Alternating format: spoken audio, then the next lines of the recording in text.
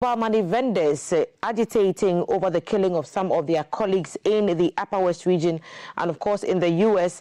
Antony Blinken, U.S. Secretary of State, arriving in Israel for the Gaza ceasefire talks. Those are the stories we should be expecting in this half hour of news on GTV Breakfast. I am Thelma Taki. The flag bearer of the New Patriotic Party, Dr. Mahamudu Bawumia, has presented the party's manifesto ahead of the 2024 general election. The policy document is strongly hinged on the pillars of business and jobs.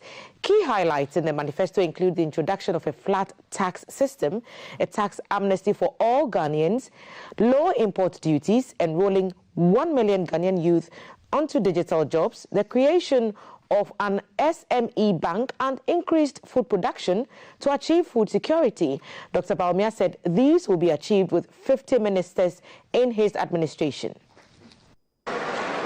Ghana needs bold solutions to deal with the challenges we face, and that is what I am offering in asking for the mandate of the Ghanaians. This manifesto that we are launching lays out our comprehensive plan to take Ghana to the next level of growth, prosperity, under a selfless leader with bold solutions for jobs and businesses.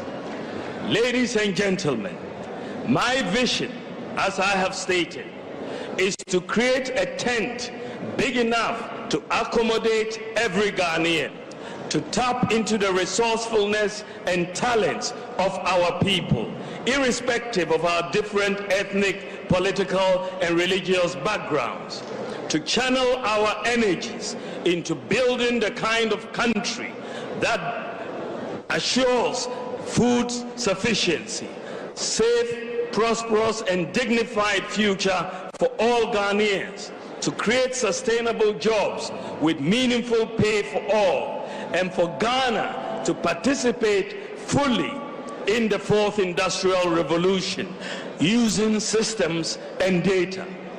To realize this vision, we must collectively have a mindset of possibilities, not impossibilities.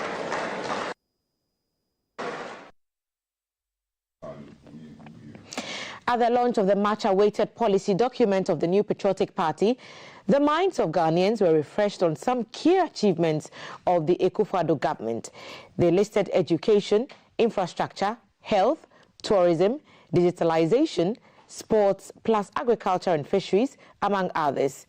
To it, a vote for the NPP is a vote for continuity.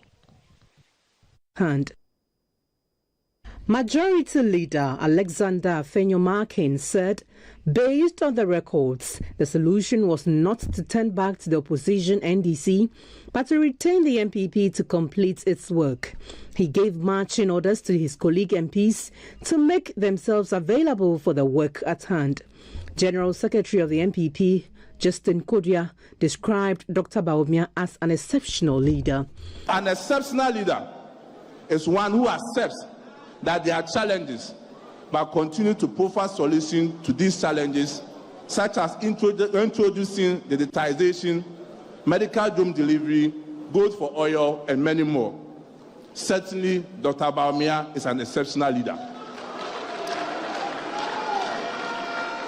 Chairman of the party, Stephen Intim, touted the numerous achievements of the NPP in education, digitalization, health, and infrastructural expansion, among others, despite the external shocks of the coronavirus and the Russia-Ukraine war that tested the resilience of the Akufo-Addo government.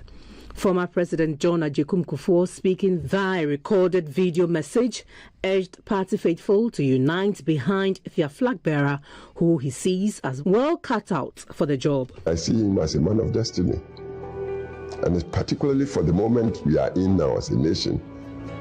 I believe he is the man of the moment. The whole world is talking digitalization. Then when you look around the world, leaders must be imbued with innate understanding of geopolitics. Bawumia seems cut for the moment, cut for the occasion. Minister for Works and Housing, Kojo Nkrumah, gave highlights of several interventions under the current administration, notable being the Zipline Drone Medical Services, National Identification System, Mobile Interoperability System, Digital Address System, boost in e-commerce, increase in access to credits and high efficiency in government services, all driven by digitalization. A Mahamudu Bawumia Matthew Opoku Prempeh government will build on these. We require selfless leadership, bold solutions, and innovative ideas for the future. Digitization is just one of them, and Dr. Bawumia and Dr. Prempeh will deliver when you give them your vote to move Ghana to the next level. On health, board chair of SNET, Madame Elizabeth Ohene, said the NPP government delivered on the reinstatement of the nursing teacher trainee allowance, significant improvements in health infrastructure, expanded the NHIS to cover childhood cancers and kidney dialysis, and an unmatched investment in healthcare. The flagship free SHS policy enrolling more than 1.4 million students since its introduction topped the list under education. The year of return, increase in ecotourism, renovation of the Kwame Nkrumah Memorial Museum, a boost in sports infrastructure across the country, a surge in tourists under the Beyond the Return, captured under tourism and sports. The NPP's legacy in natural resources, agriculture and fisheries were also presented. Remaining a while longer at the GSTS, the 2024 running mate of the NPP, Dr. Matthew Opoku Prempeh, is confident the NPP is winning the December polls and pledged his unwavering support to the vision of his flag bearer to succeed. He described the solid foundation laid by President Akufo-Addo as leadership par excellence. I am sure and certain that you are giving an honorable man to continue where you left off. No matter what the naysayers say, Mr. President, he is not corrupt. He has never been accused of corruption. And he has never been investigated for corruption. And he will never be corrupt. For those who have skeletons in their cupboard and think the election is far gone for them, Dr. Mahamudu Bawumia will win the 7th December general election and presidential election.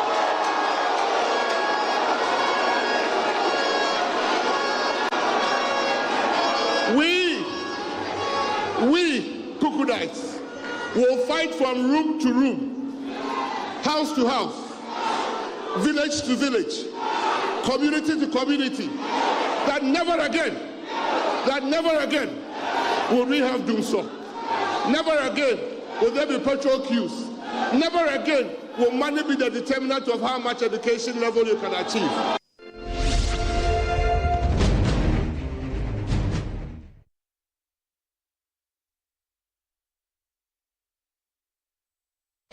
You're still watching GTV Breakfast News. Authorities at Sonabel, the power utility company of Burkina Faso, have announced the spillage of water from the Bagre Dam starting today, Monday, August 19, 2024. A statement issued by the White Water Basin Secretariat of the Water Resources Commission said the update from Sonabel indicates that the current water level of the dam was 232.8 meters and kept rising. The spillage is expected to cause the White Volta River in Ghana to overflow its banks and occupy its normal flood plains. The statement therefore advised residents, especially those residing and working along the banks of the White Volta, to take precautionary measures to avoid being adversely affected by the spillage.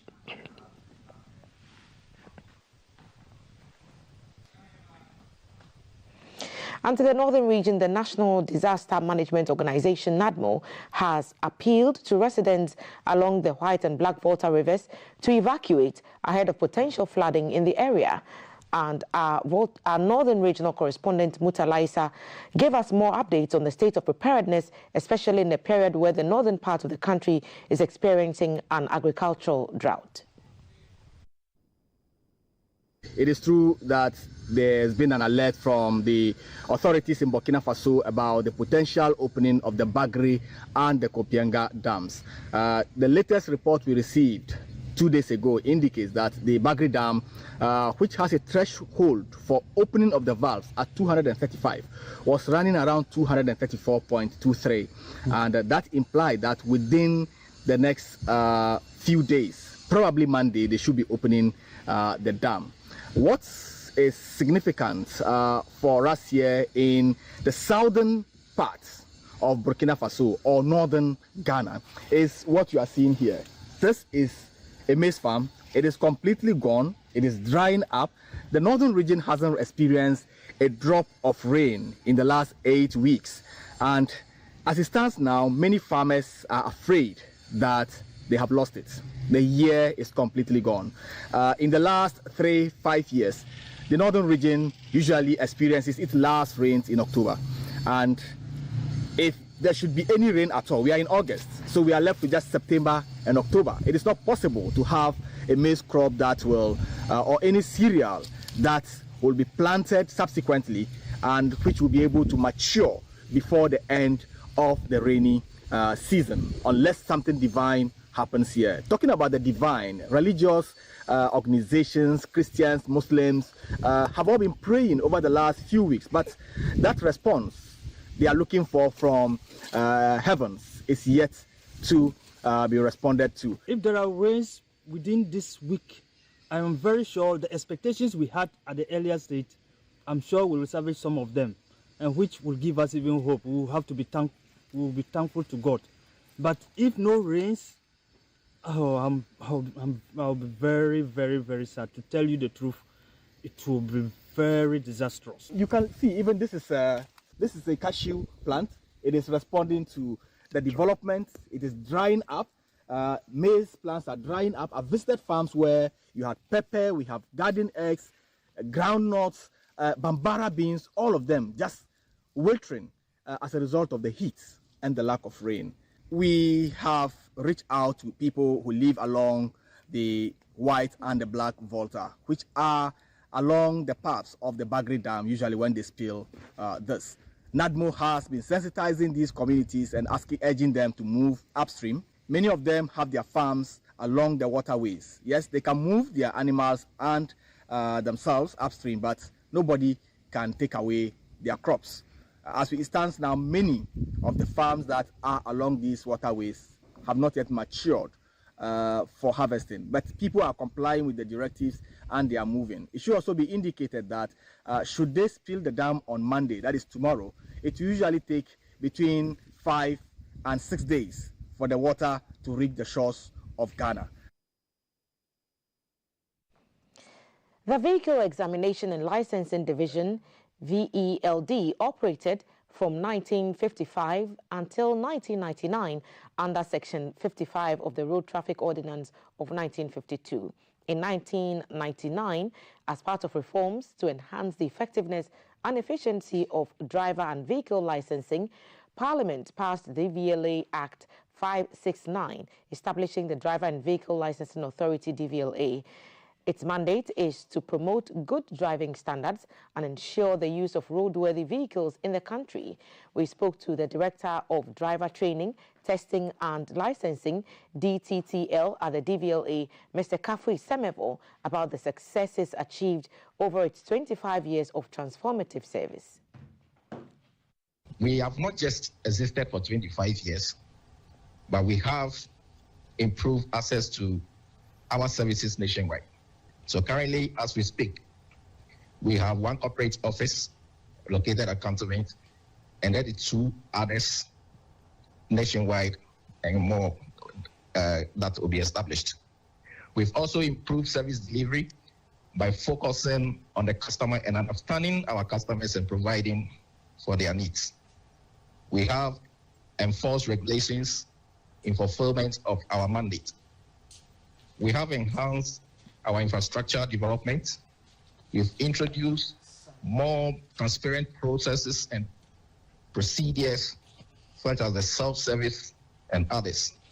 Beyond our celebration, our successes are calling the general public again to join us together to ensure that our roads become safe.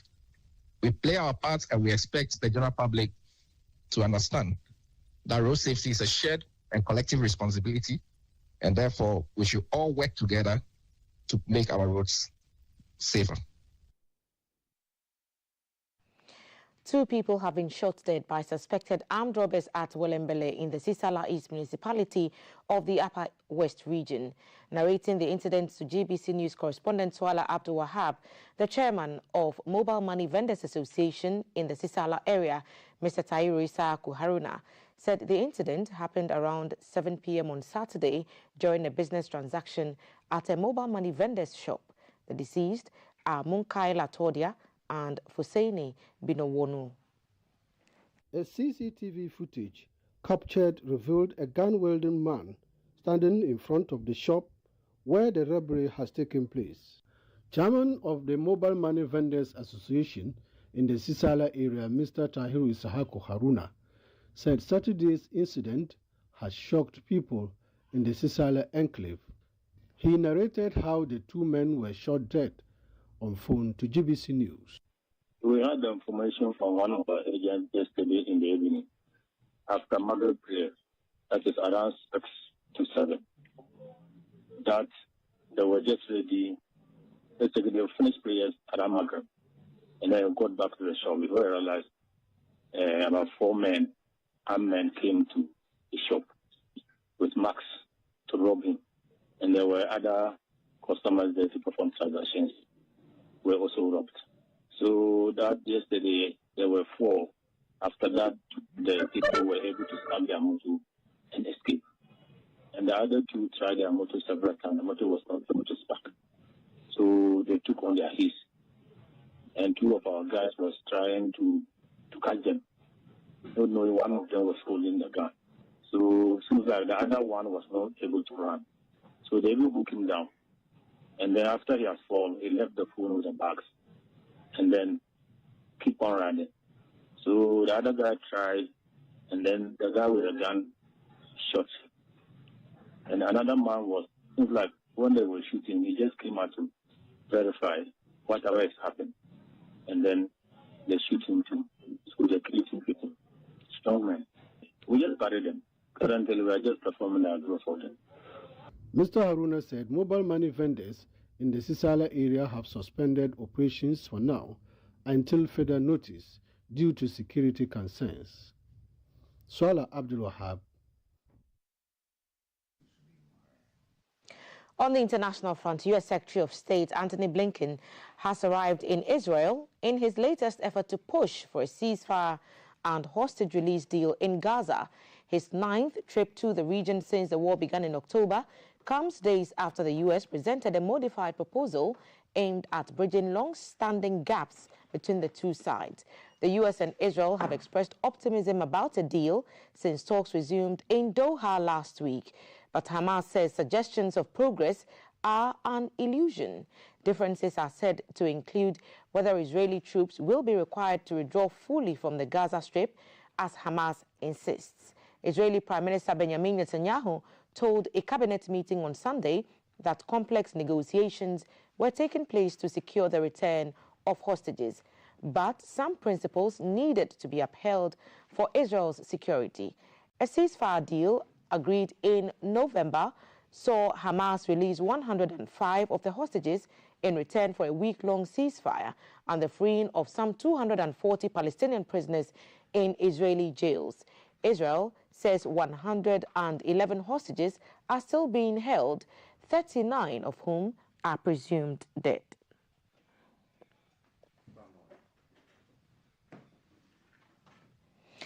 Europe is rushing to contain an outbreak of a new and more deadly strain of Mpox, which originated from the Democratic Republic of Congo, DRC. On Thursday, Sweden became the first country outside the African continent to confirm a case of the more easily transmissible Mpox clade 1b, with Pakistan announcing one on Friday. The World Health Organization earlier this week declared the spread of the new strain a public health emergency of international concern. mpox can be passed on by close contact with anyone with the infection and causes fever, muscle aches, and boil-like skin lesions. Experts say the new strain is associated with a more severe disease and high mortality rate than the one that caused the global mpox outbreak in 2022. World health leaders say a failure to deal with the outbreak is a risk, not just to Africa, but to the whole world. Africa Center for Disease Control and Prevention estimates that at least 10 million doses of mpox vaccines will be needed to respond to the epidemic on the continent, but supply is extremely limited in the affected region. The weather report next.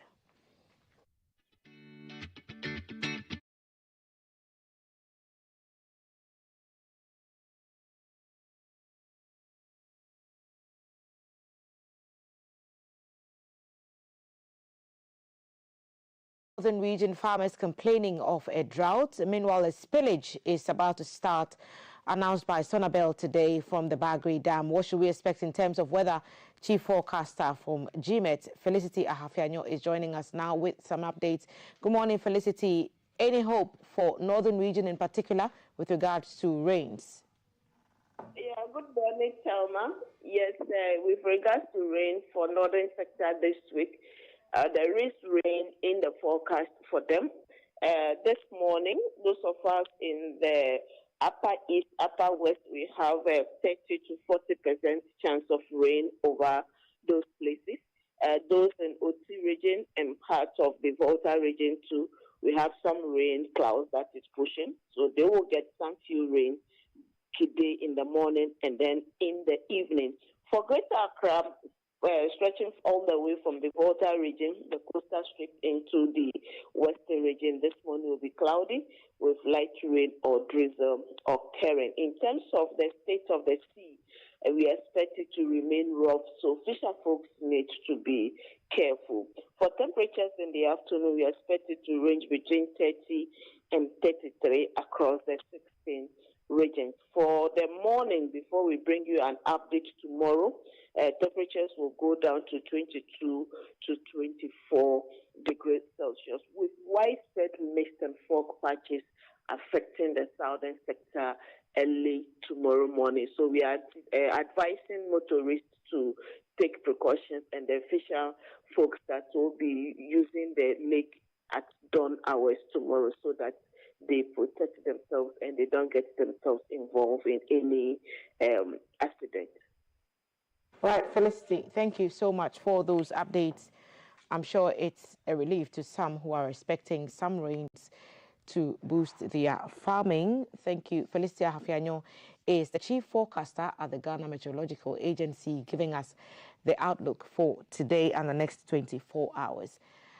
Now let's take the Lotto results for Precise Sunday. The winning numbers for Alpha Lotto Precise Sunday. The winning numbers are 14, 44, 25, 85, and 2.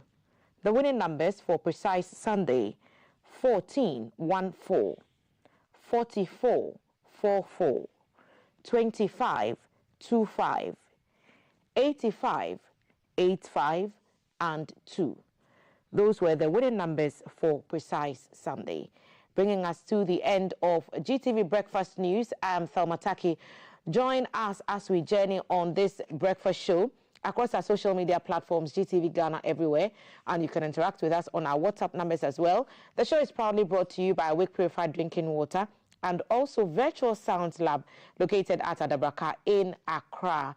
Thanks also to Medimosis Medical Center for being a part of our package.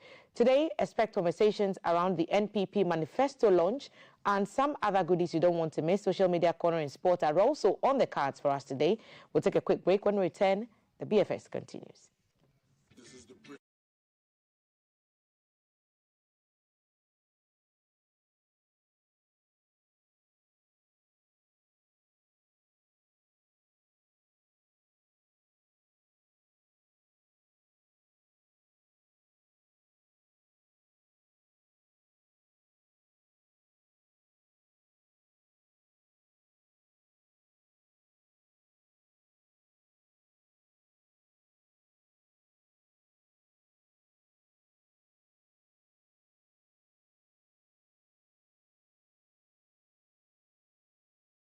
Every week, we'll dive into the key issues shaping Ghana's education sector, bringing you insights directly from the experts.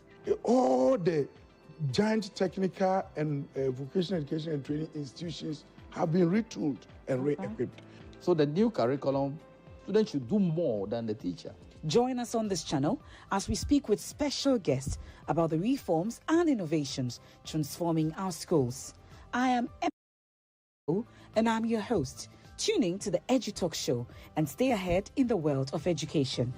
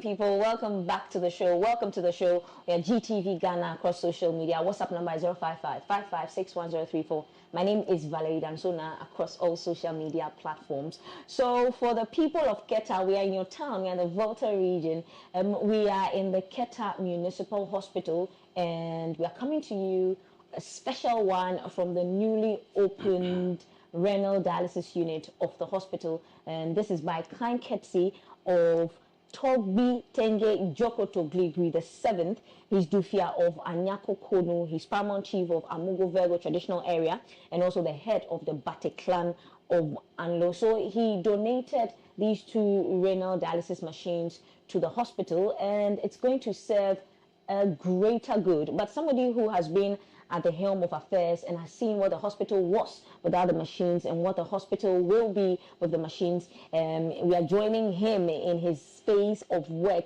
We're going to be joining Dr. Kofi Kakari Bonsu. He's medical superintendent and also surgeon specialist at the Keta Municipal Hospital on the significance of this new facility, and we are really excited to be here. So people, welcome, and we welcome Doc. Doc, how are you?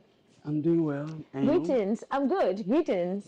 Good morning to you and your viewers. Yes. And welcome to Keta Municipal Hospital, precisely the renal dialysis unit. Right. Nyawezo.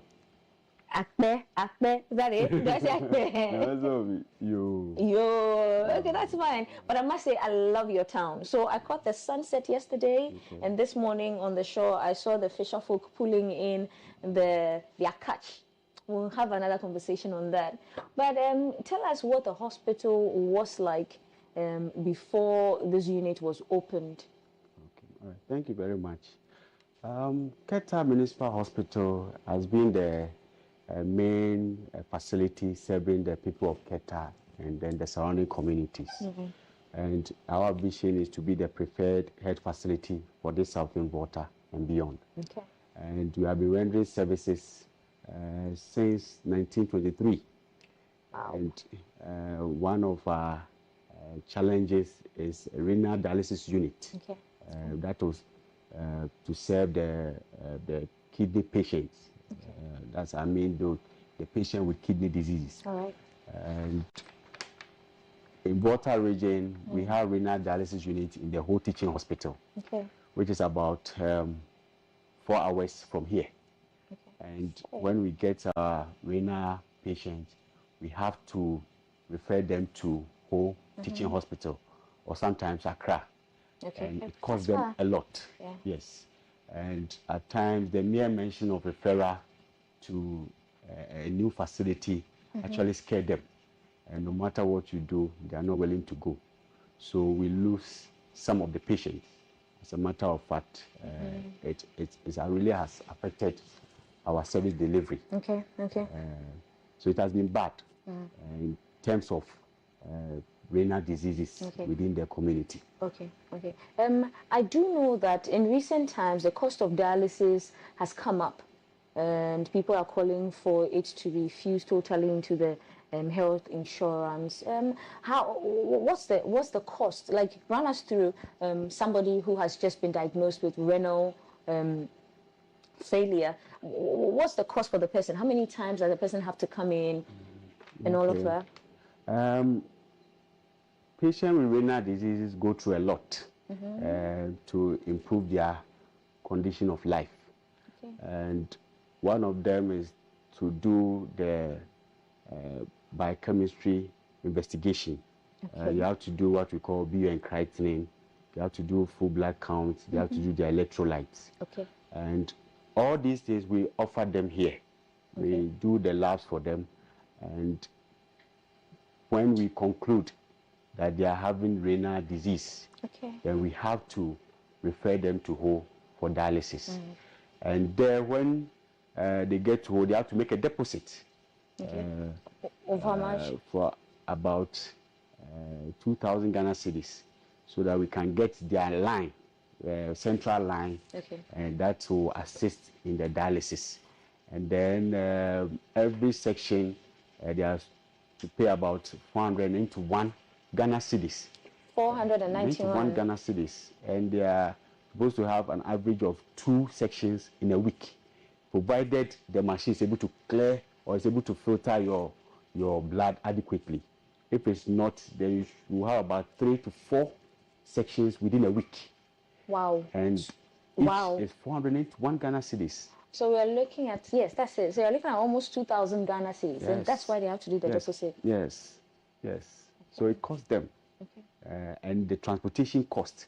If you are not a stable patient, you are supposed to go by ambulance from Keta to Ho. You won't pay less than 1,200 Ghana cedis. And when you get there, you're supposed to stay there. You have to eat. You have to get a place to stay. And it all comes with a cost. So the service now at their doorstep will bring relief to the people of Keta and beyond. Okay, so does it just serve the people of Keta, or because you are very close to the Togo border, and from what I've seen yesterday, I did a recce. Do you have people coming in from Togo as well? Yes. We have patients coming from Togo for dialysis services, and this was going to serve them as well, because we know some patients, when they come here, we refer them to Ho, and they are from Togo, and they also have relatives here. So once the service is close to them, I hope they will patronize it. All right. Okay, so how many machines do we have in the whole, how many renal machines do we have in the whole of the Volta region? Do you have an idea? The whole of Volta region, you have only one unit, renal dialysis unit at the whole teaching hospital. Okay. And I'm told they have about 5 machines that's serving the whole of Volta and beyond.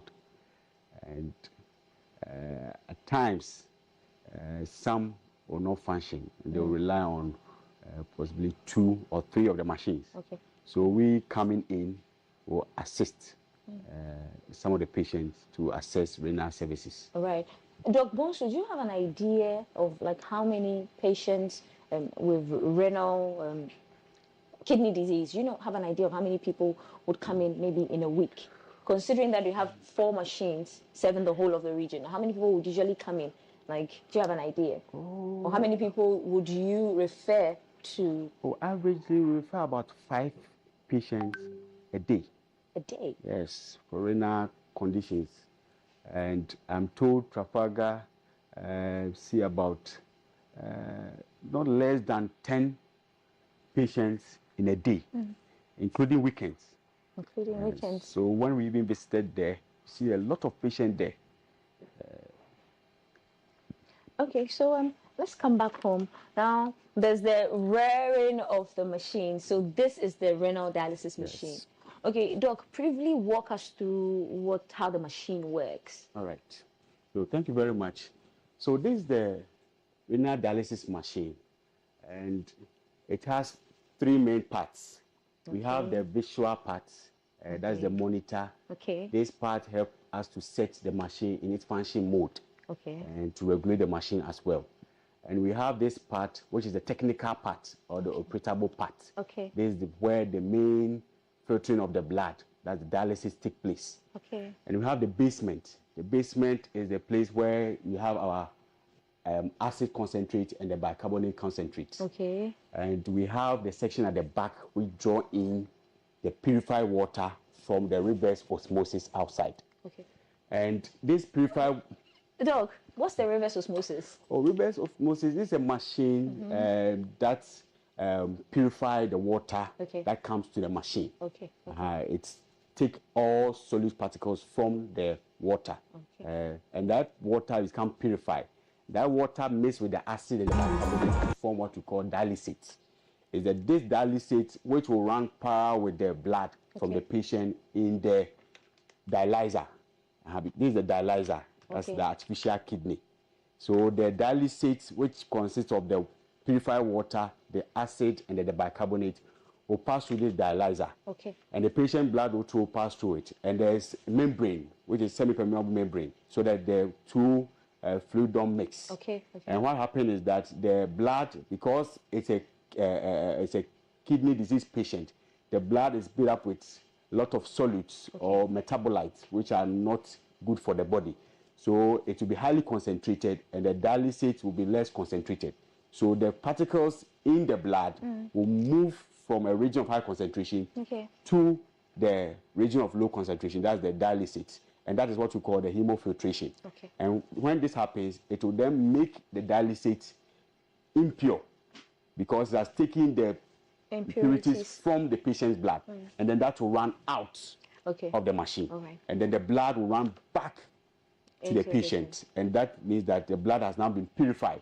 All the metabolites have been taken out of it and have been sent back to the patient. So basically, that's the function of this machine. Okay, so Doc, now walk us through, assuming there's a patient here, so the patient has to sit or lie down? The patient has to sit. We'll prop up the bed in a cardiac position, or we'll use the dialysis chair. So patient will sit, and then usually when they come, they have a central line in the neck. What's that? Explain that to us, please. It's a tube that we put into the big veins of the patient, and that will assist the blood of the patient to come out. Okay, and this machine has a pump. This is a blood pump, so it will pump the blood through tubings. We can. Okay, so assuming there was a patient here, I would have we'll see blood. Yes, we'll see the blood moving. These are the tubings for that. Okay, all right. And we'll connect all the tubes to the patient and that of the machine. So the blood will move from the patient through the central line to the machine. And the machine, the blood pump of the machine will pump the blood to the dialyzer. This is the artificial kidney. The artificial kidney of the machine. Then the dialysates, which consists of the bicarbonate and the acid, plus the purified water from the reverse osmosis, will also pass through the dialyzer. And then that's where the hemofiltration, the ultrafiltration will take place. And then the impurities will be taken from the blood by the dialysate and then pushed out by the machine. So that the patient's blood will become clean, and then we'll push the blood back to the patient.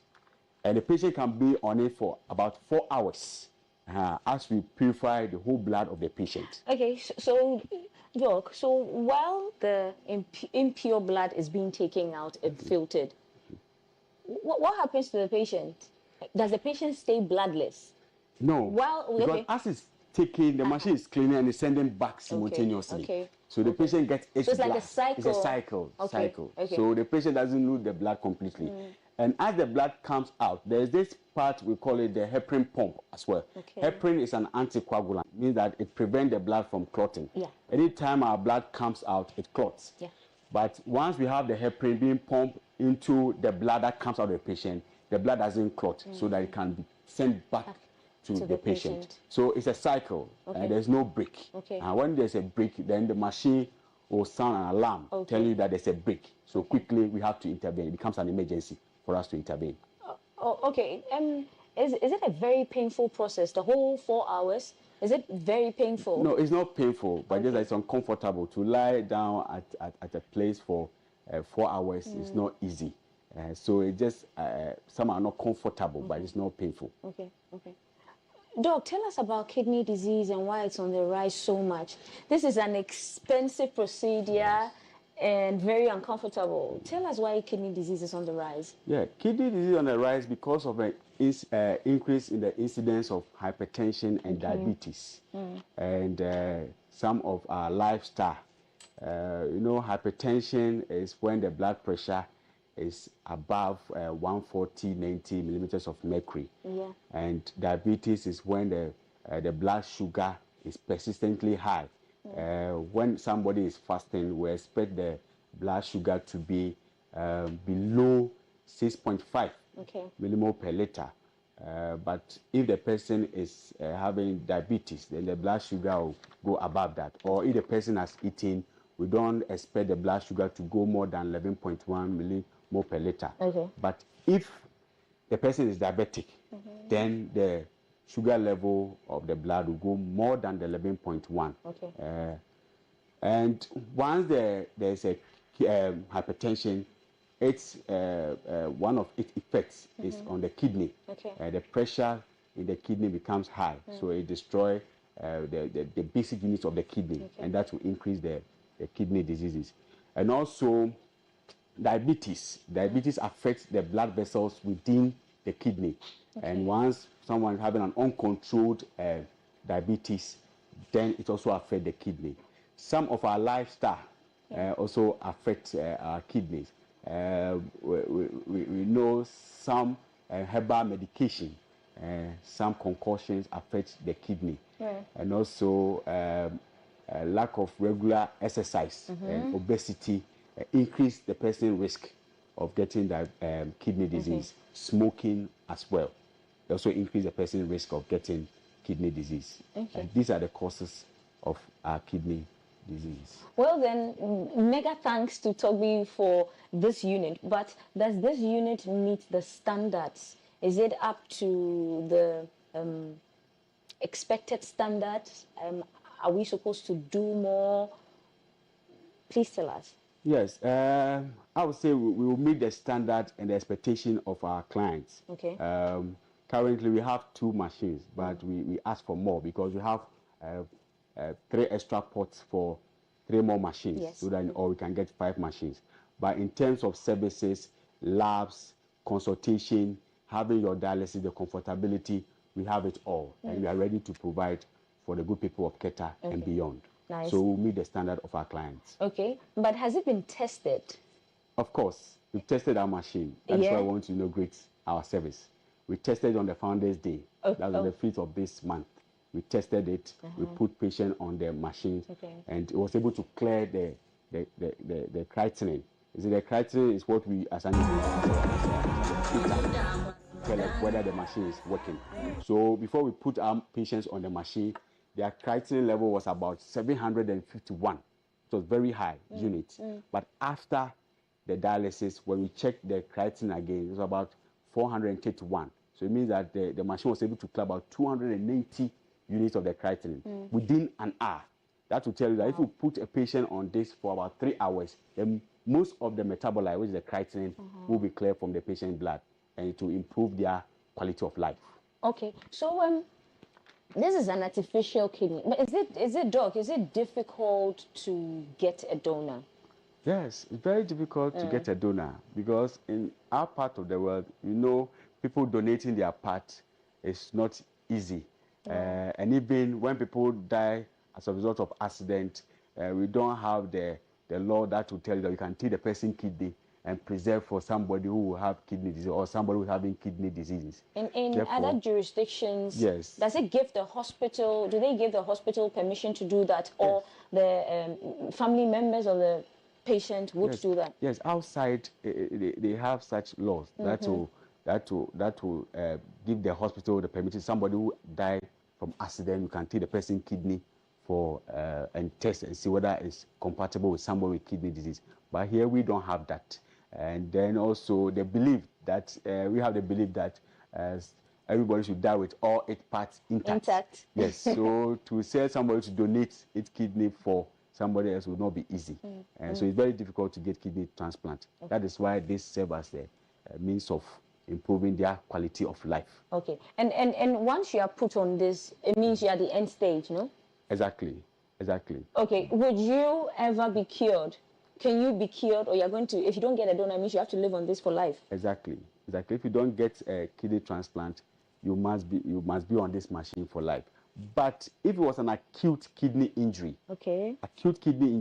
once you have some section of dialysis, then the kidney regain its function, and then you don't need to be on the machine. But if we declare you as an end-stage kidney disease patient, then you must be on this machine till you get a kidney transplant. Wow. And if you do get a transplant, usually what are the chances? What are the chances of living with another person's kidney? Do they survive? Yes. We've heard of patients surviving beyond 6 months. We also know some patients also don't survive beyond 6 months because of the complications that are associated with a transplant. At times, we have what we call transplant failure or graft or transplant rejection, where the transplant rejected by the person because of the immune system. It's not accepted by the person, so it's rejected. So transplant, even though it's a permanent solution to kidney disease, it is not easy to get it and also to have it for life. Okay. So, Doc, when would this unit be fully operational? When would it be open to the public? Oh, today to be open to the public. Today we will start serving the public. Okay. Because we have the team ready. we have a medical doctor and 2 nurses who have gone for training. Okay. And they are all here. So we are starting today. Where do the nurses train? They were training in the whole teaching hospital, the renal unit. Okay. I'm sure after this we'll have a piece where we can interact with the nurses as well. But Doc, tell us, how did Togbi, I have to be careful when I'm mentioning this name, Togbi Glikwi, the 7th, how did he know about the challenges of a renal unit, and how did he come on board with this generous donation? Yeah, Togbi Tenge Jokoto Glikwi, the 7th, Dufia of Anyaku Kono, is a man with a vision. And today he has shown to the world that he cares for his people and he prioritizes the health of his people. We approached Togbi 6 months ago, this year, and informed Togbi that we are losing our renal patients because of high costs in transporting them to Ho and other costs, such as the cost of the dialysis. So Togbi said we should be reassured he will assist us. And within a month, Togbi organized himself and brought the machine with the reverse osmosis. He renovated this place. Wow. The front of the part of this unit, yes, and then the inside. And most of the things here given by Togbi, the comfortable beds, the nurses' furniture, the computer, BP apparatus, so many things. When we approached Togbi, he said the people's health is on his heart. So if we need this, he will assist us to have it. And he has even promised us more things to come. Kudos to such a leader. Yes. Kudos so to such a leader. To Togbi. He's a man of a vision, and we trust him, and we believe in him. This is a very, very nice gesture. Then also, Doc, in that part of the world, we have a problem with the culture of maintenance. How do we ensure that this unit stays intact and properly maintained? Okay, thank you very much. This unit is going to be maintained on a daily basis, meaning that when the nurses, doctors, when they come in, the first thing is to check on the reverse osmosis and then check on the machines and then some other equipment within the unit and make sure they are functioning. If they are not, they have to inform our technical team. And also we have what we call planned preventive maintenance every quarter. That is every 3 months. We will have our engineers coming in to assess our machine and also look at other equipment. We also want to have a performance appraiser of our staff to see whether the set objectives for the unit have been met. And also we have client satisfaction survey that is be offered to the patient so that they will always assess our services, whether we are in the right direction, whether we are assessing them well.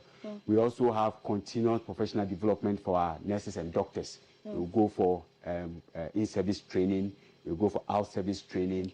We are also arranging for some of our nurses to go for the Ghana College of Nurses and Midwives to have training on renal nurses, renal nursing, right, and many more. And also we have a MOU with the whole teaching hospital that our staff can go there and learn on new things that might come. And also they coming to support us. So this unit is like a sub-unit of the hemodialysis unit at Trafalgar. So we have that collaboration so that we can also function effectively and maintain the unit. Doc, are there any challenges that you foresee or anticipate with the opening of this unit? Yes, we hope to get more patients because of this renal services, and we expect other philanthropists to assist us to get more machines because we have 3 extra ports for 3 extra machines, and we can have 5 machines to serve the people. And we are also looking at philanthropists and NGOs coming to support in getting some of the consumables that will offer free services to our renal patients. Because if you have support, free consumables that, oh, this session for this patient should be free for them. We can offer that service. Okay. So we need NGOs and philanthropists to come and support our renal patient because of the high cost of the service. Right. Doc, this is medical language. For those of us who don't understand medical language, when you say consumables, what do you mean by free consumables? We think of food immediately. When we think of food. So what do you mean by free? I mean the blood tubings, okay, the acid concentrate, the bicarbonate concentrate, the dialyzer, gloves, the heparin. So it's basically the equipment that aid in the work. Yes. Those items that will help us perform this service, we need them to accept because they are very expensive. So if you have them by philanthropists or by NGOs, then we can also offer some relief to our patients. Right. Doc, and finally, what message do you have for the people, patients who would be visiting this facility? All right. So we want to tell them that we are ready to offer the services to them. We are ready to serve them in their interest. Right. They should have the confidence in us. And they should take the unit as their own. And they should visit us, check on us, and see what we are doing. They should have confidence in the service of the hospital. They should patronize our services. Yes. And we want to say thank you to Togbe Tenge Jokoto Gliku VII for this kind gesture. And we want more. Yeah, I'm sure that the good people of Ghana are listening. And a special thanks and big mega shouts to Togbe Tenge Jokoto Gliku VII for making this possible. And it's going to be putting a lot of smiles on people's faces. Lastly, though, what's going to happen to the cost? Is it going to remain 491? Because Ghanaians are calling for the cost of dialysis to come down. The price will be the same, the 491. Because it's coming from Parliament, so we cannot change the price. If Parliament change the price, then we can also change it. And the insurance also come out with policies that we should run dialysis for some patients. Okay. But we have not been included yet. So currently we will run cash and carry basis. But once we are added to the insurance scheme, then we'll offer free services to those who are insured. Right. Thank you very much, Doc Bonsu, for speaking with us. It's been very insightful. And trust we'll be coming back again in a couple of months to check on this place. All right. Thank you very much for also coming. Yes. Thank you so much. People, this has been our conversation at the renal dialysis unit of the Keta Municipal Hospital. We've been having a conversation with the medical superintendent and also the surgeon specialist here, Dr. Kofi Kakari Bonsu. And he's been taking us through this newly opened unit by kind courtesy of Togbe Tenge Jokoto Gliku VII, who is Dufia of Anyako Konu, Paramount Chief of Amugo Virgo Traditional Area, and also the head of the Bate clan of Anlo. Thank you so much. This has been our show. We'll see you after this break.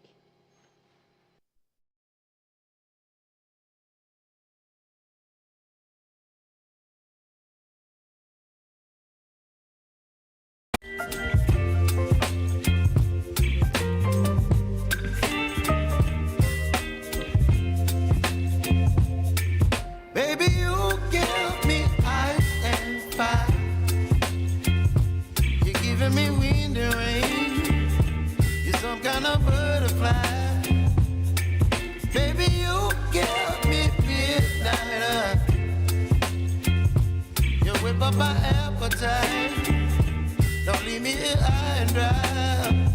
Oh, well, I don't wanna jinx it, baby. And to give you our top trends on X this morning, the hashtag NPP against the people is trending. Mbappe is trending as well. Osimhen is also trending. La Liga is trending. Scam, Greenwood, Angela. There's also Doku. And there's also Sophie. These are some of our top trends on X this morning. And of course, Kirk Franklin in the trends as well, and the MPP manifesto launch as well. A lot of things going on all around the world. And speaking of Kirk Franklin, he gave an amazing performance yesterday. He came together with his team at the Maverick City. He came together with his team, and they gave a thrilling performance to Ghanaians. And before that, there was this whole controversy, brouhaha, going on about the change of venue. Apparently, the organizers had one thing to say, people on social media too had another thing to say. And what really hit me was when the church came out and they just released a very simple tweet. Like, they didn't really say much. It was filled with composure and a lot of steez. And I'm referring to, of course, this statement. So you have pictures of Kirk Franklin on your screen. There's a video of him of when he arrived at the airport, when people were meeting him and stuff like that. This video, I'll explain this video later. But for now, I just want to read a statement about the venue, where it's like important updates. Venue change announcement for Kingdom World Tour in Accra. Oh, okay. All right, so important update, venue change announcement for Kingdom World Accra. This came before the other images you just saw. So Accra, Ghana, August 17, 2024. Cultural Management Group, CMG Gospel, in partnership with Faith Collective, is proud to have organized the Accra stop of the Kingdom World Tour, featuring Grammy Award-winning artists Kirk Franklin and Maverick City. However, due to an unfortunate turn of events, the event will no longer be held at this original location of ICGC Christ Temple East on Teshi Rasta Road. And it goes on to say, in an effort to avoid any further delays, CMG has made every effort to secure a new location swiftly. CMG is pleased to announce that the event will now take place at First Love Center in Accra, and the show will commence on Sunday, 18th August at 5 p.m. So the event organizers released the statement concerning the change in venue. And of course, on social media, it became a go, like what's really happening? And that's when Olede came in and said, sources are also telling him, so this is also a source from the ICGC Church, Accra Temple East venue, has disclosed to DTS Intel Africa that the last-minute venue change for the World Tour in Accra was triggered by a decision to move the event indoors. This shift, which included additional costs for electricity, sound and equipment maintenance, led to an increase in venue fees that the organizers found too high. The initial plan was for an outdoor setup, which would have incurred lower costs, but a change to an indoor setting, contributing to the pricing dispute and eventual venue switch. And then, so we go on to the ICGC tweet, where they just came out and said, "You shall know the truth, and the truth shall set you free." So that's a simple tweet that ICGC came out and said. It's like, so the whole brouhaha going on social media, for them, this is a simple message they have out for all of us out there. And so for now, let's go enjoy snippets of the performance of Kirk Franklin at his performance.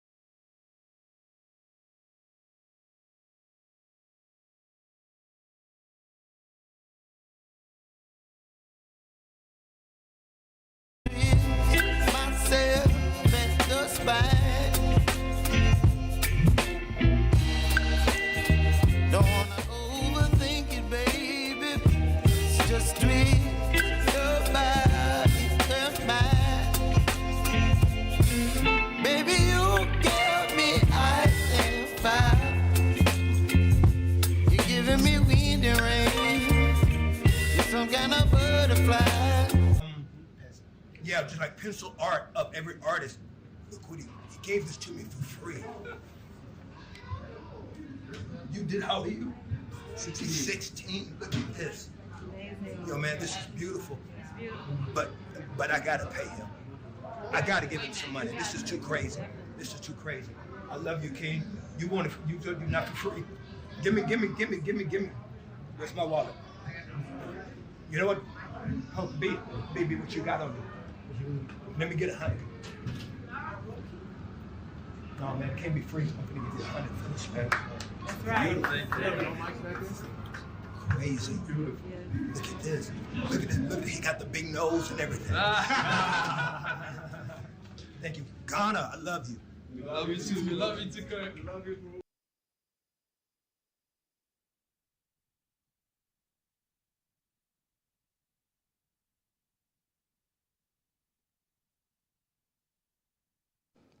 Okay. So that was Kirk Franklin, very, very impressed and amazed by one of our, Ghanaian talents. Jefferson Wu drew a portrait of him, and he was very impressed. He gave him $100. It makes me wonder what I'm doing with my talent, and So in terms of updating your playlist and stuff like that, there's a new track out there. It's Shatta Wale and Amrado. It's called Blessings. They were in the studio cooking up a storm for us. They shared it on their social media handles. We have a video of that. But before we go there, let's now go to the dynamic duo of Sister Efia and her mom, Perpetua. They took social media by storm. First of all, they performed at GMA, Ghana Music Awards in the USA. But before that, there's this video of them which is trending, of them showing that the apple didn't fall far from the tree. Yes, so enjoy this video of Sister Efia and her mom. Give them. Show. Hey, I want to break the mic. Break it down. Hey.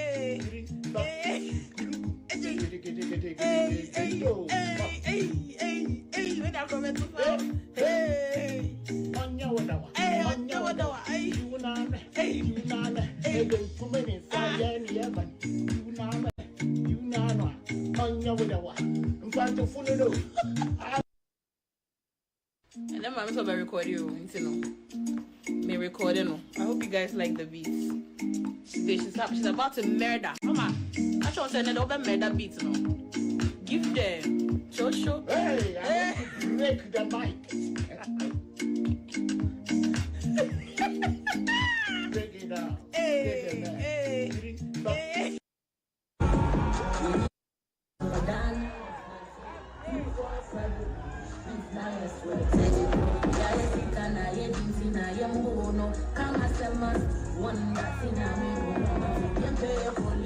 Don't want your hands up. Keep the hustle up for the handcuffs. We keep it clean, yada. We make our own money and in the sun. I swear,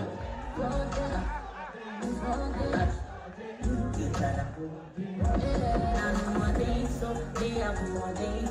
Baby, I really have to die. I swear, you cannot go again. So they have more days. Baby, I really have to die. Don't be stay up by the lake. Let you make me on China. Put your sorry, but you're not with your days. And I never this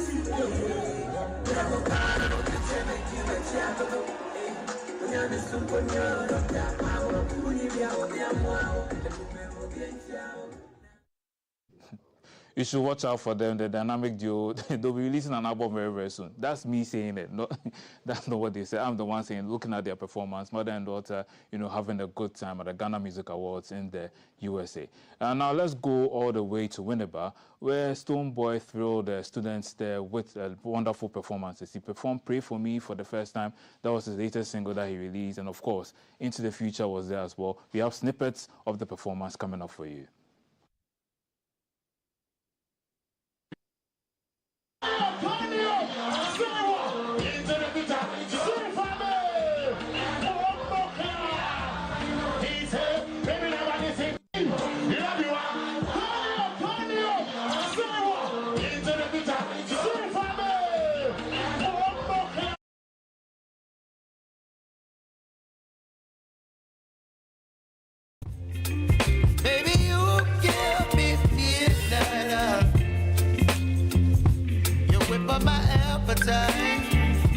Don't leave me here high and dry. Oh, but I don't wanna jinx it, baby. Let's not get ahead of my time. Oh, but I don't wanna miss you, baby. So I stand up and speak my mind. To the future. So the Ghana Music Rights Organization, it's an organization that protects the rights of musicians in Ghana and pays them royalties at the end of every year. I don't really know how it works, but basically that's what they do. And you remember when Bisakere came out with some of his tracks, they were heavy hitters back in the day. And he was speaking about how much he was paid for it. And if you hear the amount, it was quite appalling. So here's Bisakere's take on Gamro.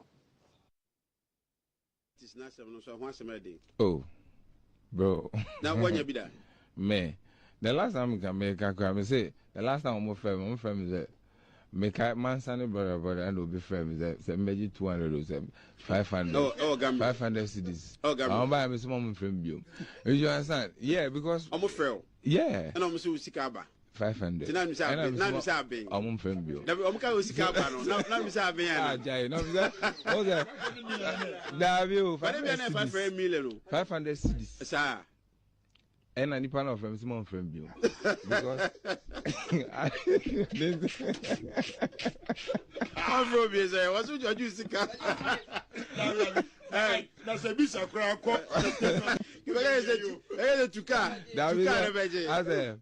That's that time when I'm hit to those. I said, brother, the man are very powerful. Yeah. It was everywhere. What did I say? So, make one of me too. That me expect me say, and it's kind of about what I said. Maybe I call down. So, we say, saying 500. We say, man, friend. You know what I say? And you know, it's like Mansa and Brother, those were like very big tracks back in the day. It was everywhere, like he said. So if you get that call, it's like you're waiting to receive some money on your phone and you're waiting for the alert. And then when it comes in, it's a message from your service provider. And you're like, it's like, what is going on? You may be taking a shower or something. You stop doing everything just to come and read the message. And it's like, oh, thank you for using our service. You're like, that's not what we are looking for. So at the end of the whole year, he got 500 CDs. Oh. Maybe Gamro will come out and say why exactly that happened. Anyway, so Charlotte Festival begins today. It's going all the way to the 25th of August. So fans of Charlotte, you know, it's an artsy kind of festival. It brings culture, bringing together artists from across the globe, making it one of the most anticipated events of the year. So start from you can go to the Christian Borg Castle, Black Star Square, the streets of Osu, and you just have an unforgettable experience. We have a video from last year, how the festival went down. Enjoy it.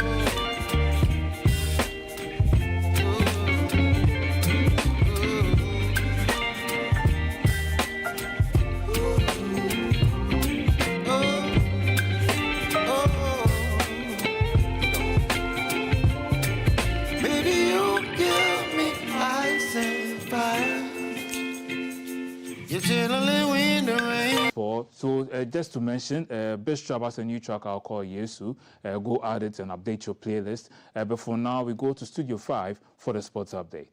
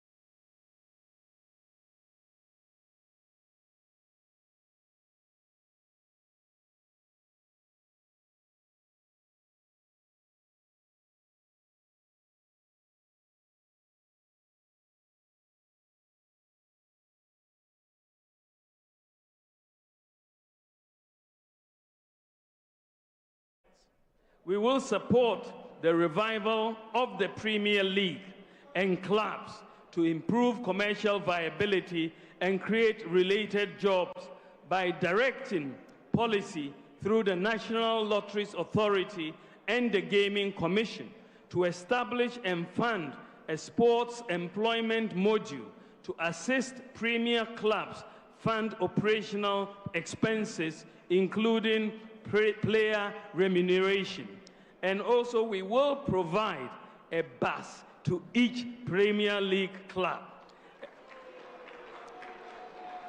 And we will build 6 5,000-seater capacity stadia for the new regions, the 6 new regions, and we will build a standard stadium for Sunyani because of their love of football and the many clubs in Sunyani.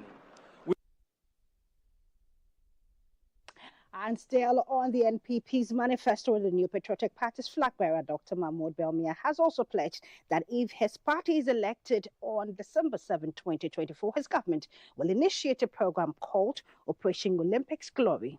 This initiative will focus on dedicating resources to prepare Ghanaian athletes for major international competitions. We are going to start an Operation Olympics Glory program by dedicating resources towards the preparation of our athletes and their readiness for the 2028 Olympics in Los Angeles, USA, including where necessary, targeting specific sports for medals. All right, and in Swatraman FC kicked off their maiden CAF Confederations Cup campaign with an emphatic 3-goal win over Chadian side Elect Sport FC at the Accra Sports Stadium. Highlights. And to get another corner early. Here is Danny Carlis up against Aqua. Cross delivered. Nearly the own opening goal for Elect Sport and Isaka. Hota plays so well. And that's Max. And just look at that cross. Very incisive. Into a dangerous area right between the Bravo FC beat Union Coastal 3-0. That's a lovely touch from Walid Husseini. And the dummy from Maida is brilliant. And Aqua is arriving. He sends an early cross. Abdurrahman Smith. Can they score? It's some good defending from Salim to put the ball back. What away, but that dummy. Husseini. It's a good ball to Abdurrahman. Does he shoot first time? He goes low. And ball is cleared away by Salim. It falls back to Aqua, who swings in across, and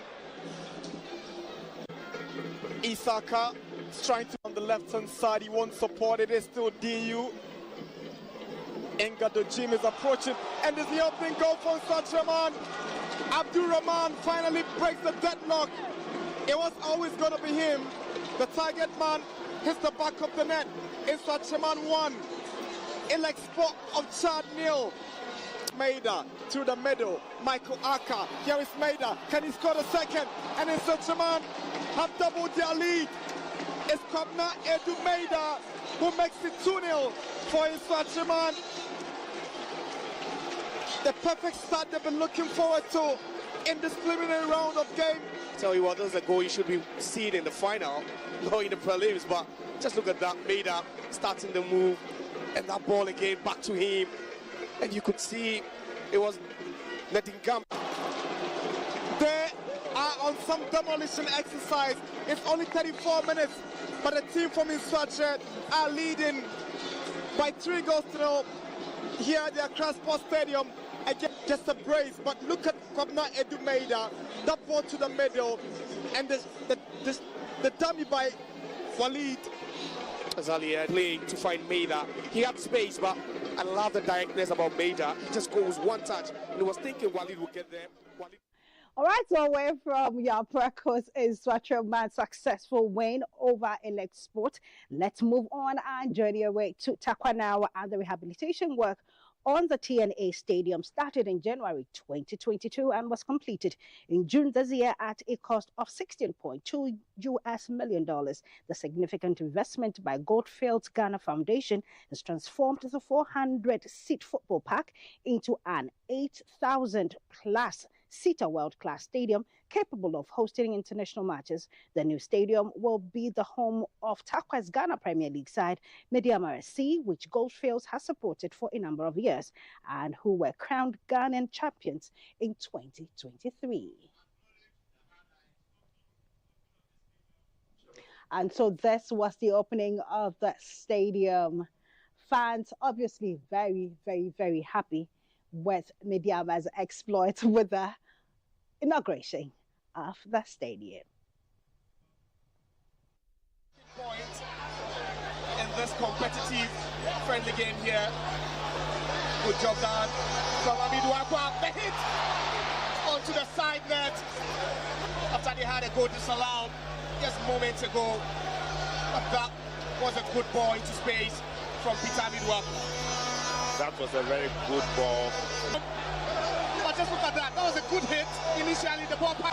Mediama Sporting Club grab the opening goal here at the TNA Stadium. And the crowd is going wild. Kofi Babil with the last and most important touch. And that will give me... Hopefully when the Premier League starts, we will see loads and loads of fans in that stadium. Let's move away from there. And across Europe, some of the Premier Leagues have opened their campaign.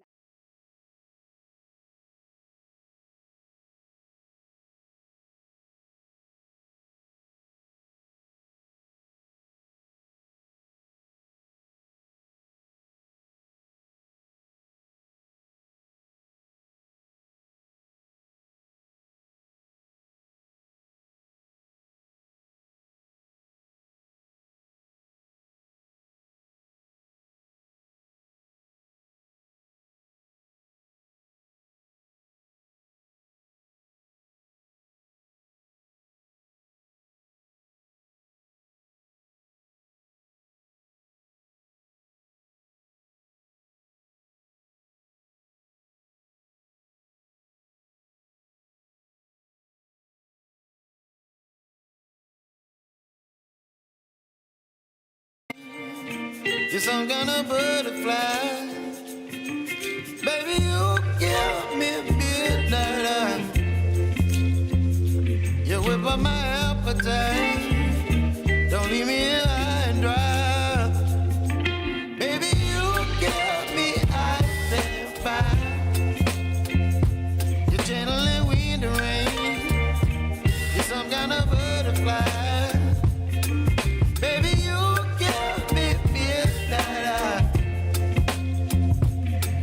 My appetite. Don't leave me here high and dry. Oh,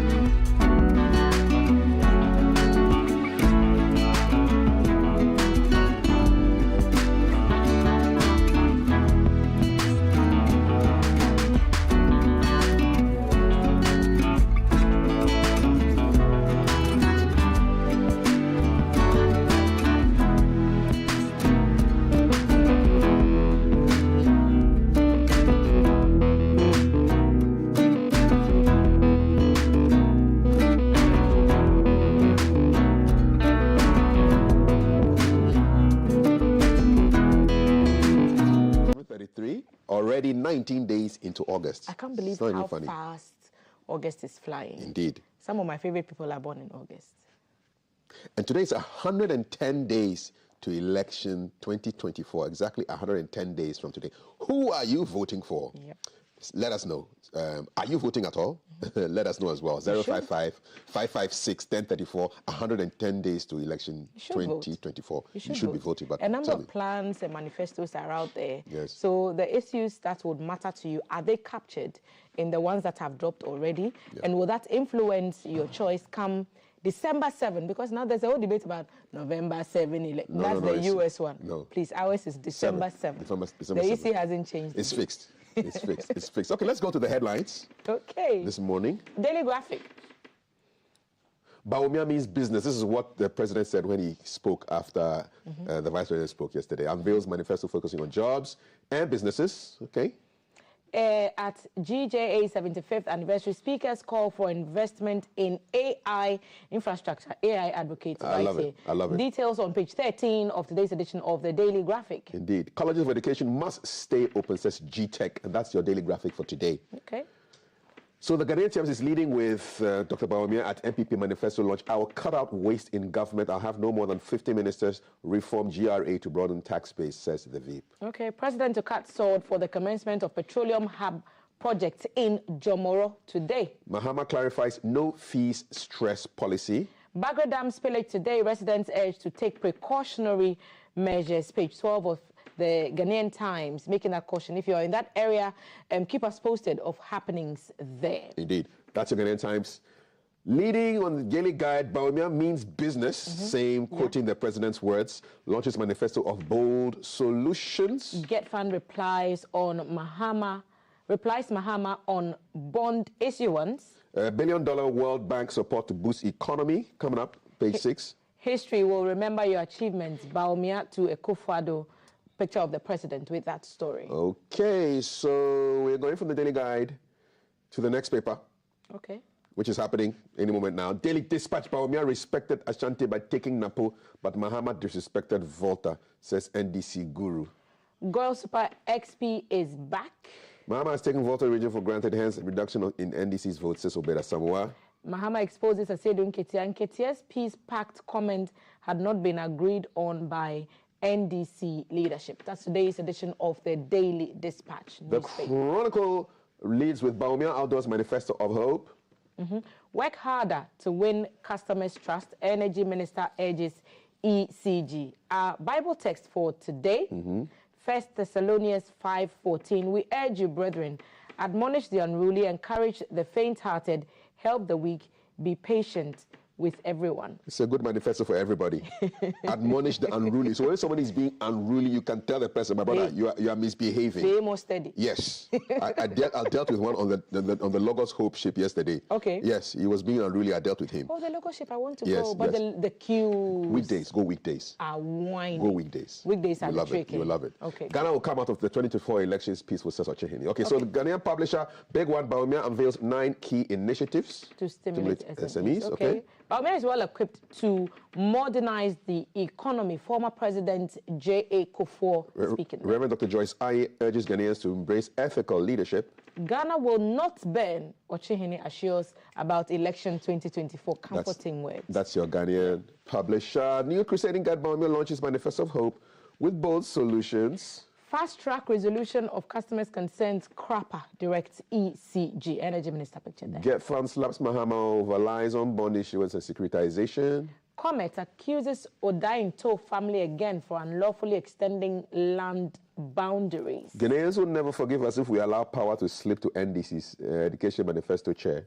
says. And is Ochehini once again talking about 2024 election? Ghana will not burn in that report. So. New Crusading Guide, that's it. Daily Post, anybody who has chopped money from Catapult project will be held accountable, says Mahama.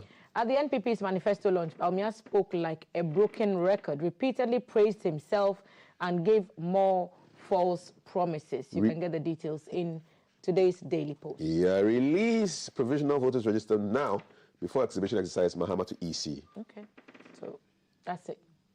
The Informer, big one, trust me to deliver. Bawumia appeals to Ghanaians at NPP Manifesto launch. Election 2024, NPP, NDC threaten Ghana's peace. Mahama wants catapult money choppers. Fecal Waste Management Minister satisfied with development. Photograph of Sector Minister Lydia Al-Hassan. Yes, and 8 nabbed over illegal forex trade. So that's your informer. The Daily Searchlight, sinking the economy, part 4 of how ECG lost 12 billion Ghana cedis under Napo's nose. Story on page 2. My vision is to tap into talents and resourcefulness of our people, says Bawumia. Do not use pulpits to advance interest of any political party. PCG moderator speaking there. We spoke about this last week. It's here. FDA to appeal against Tobinco judgment. Government CTAC to meet to find ways ending the strike. Page 8. And 1 dies in Konsia riot. 5 motorbikes burnt. How sad. Daily Searchlight. Okay. Big one. My focus is on business and jobs. Bawumia launches NPP manifesto of bold solutions. Kufuor Bawumia is the ideal man of the moment. Get fund hits back at Mahama's bond claims. And the Ochinhine Ghana will maintain democratic civility. Also in that paper. All righty. So that brings us to the end of this. We'll be continuing with our conversations right after. Key shout to evangelist Joshua Ponton. Yes. Yesterday at the Reverend Peter K. Dagadu Methodist Church at Usu, you were ordained as an evangelist of the Methodist Church Ghana. I'm super proud of you. Yes. And we are glad to have you on GTV Breakfast. And if you see us looking nice on TV, he's one of the people behind the cameras. So yeah, be so. Hasta la vista. Baby, we'll see you. All right, enjoy.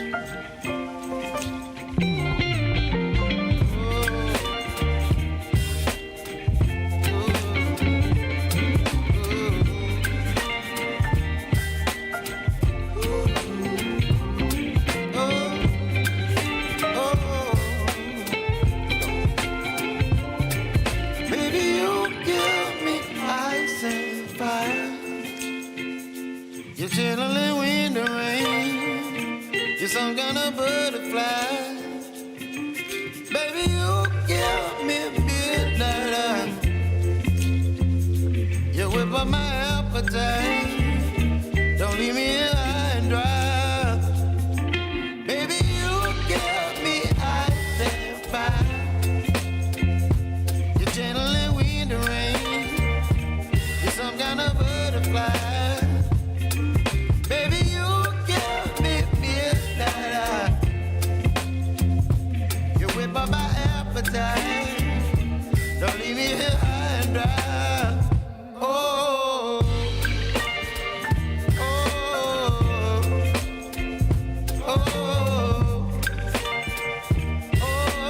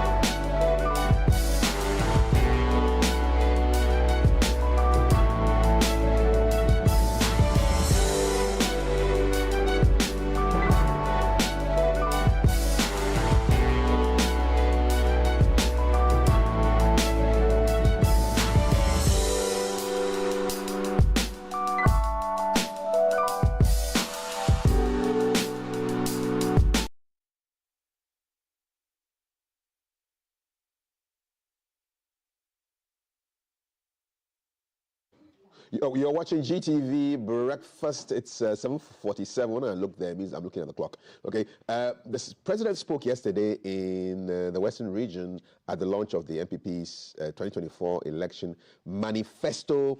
These are his words. Take a listen. He's a man who has respect for the people of Ghana. This is not somebody who's going to say to the Ghanaian people, when his policies have failed, that I am not a magician. That is not the language of Mahamudu Bawumia. That is not the sort of person that he is. We have here a man who is respectful and who will work night and day to make sure that our country continues on the upward trajectory.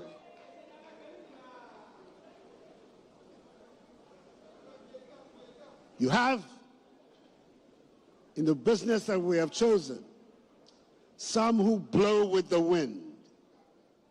They say one thing today, and they'll say another thing tomorrow, because they believe that we have short memories. We don't remember their record. We remember their record.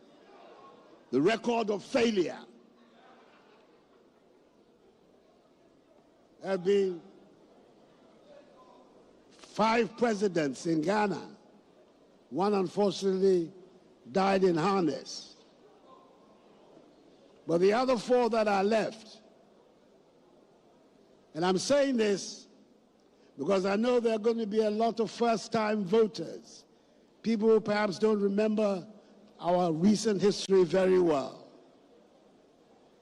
But 3 of these 4 presidents, all of them, because of their record, the Ghanaian people renewed their mandate. Jerry John Rawlings got a 2nd term. John Agyekum Kufuor got a 2nd term. Nana Addo Dankwa Akufo-Addo got a 2nd term.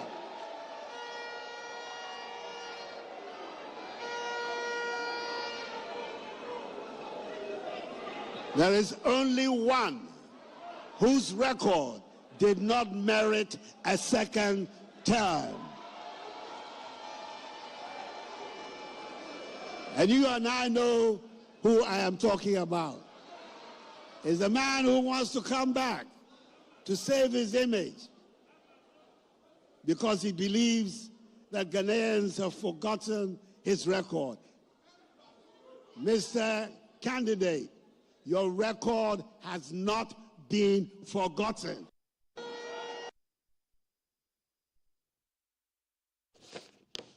Okay, so that was the president speaking yesterday in Takoradi. And ahead of him was the candidate for the MPP and his vice president who spoke, and other people spoke as well. So let's just go back to Takoradi, and at the launch of the much awaited policy document of the new Patriotic Party, the minds of Ghanaians were refreshed on some key achievements of the Kufuor-Addo government. A whole host of areas were listed, and take a listen. Majority Leader Alexander Afenyo-Markin said, based on the records, the solution was not to turn back to the opposition NDC, but to retain the MPP to complete its work. He gave marching orders to his colleague MPs to make themselves available for the work at hand. General Secretary of the MPP, Justin Kodia, described Dr. Bawumia as an exceptional leader. An exceptional leader is one who accepts that there are challenges, but continue to provide solutions to these challenges, such as introducing digitization, medical home delivery, gold for oil, and many more. Certainly, Dr. Bawumia is an exceptional leader. Chairman of the party, Stephen Intim, touted the numerous achievements of the MPP in education, digitalization, health, and infrastructural expansion, among others, despite the external shocks of the coronavirus and the Russia-Ukraine war that tested the resilience of the Akufo-Addo government. Former President John Agyekum Kufuor, speaking via recorded video message, urged party faithful to unite behind their flag bearer, who he sees as well cut out for the job. I see him as a man of destiny, and particularly for the moment we are in now as a nation. I believe he is the man of the moment. The whole world is talking digitalization. Then when you look around the world,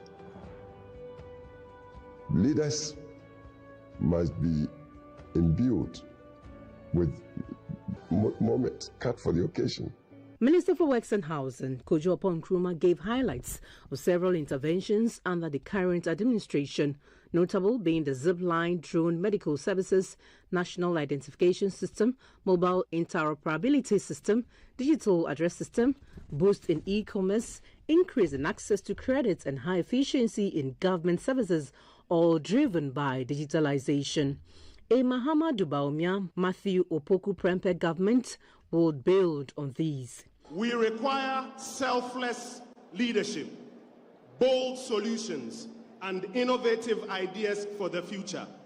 Digitization is just one of them, and Dr. Bawumia and Dr. Prempeh will deliver when you give them your vote to move Ghana to the next level. On health, Board Chair of SNET, Madame Elizabeth Ohene, said the NPP government delivered on the reinstatement of the nursing teacher trainee allowance, significant improvements in health infrastructure, expanded the NHIS to cover childhood cancers and kidney dialysis, and an unmatched investment in healthcare.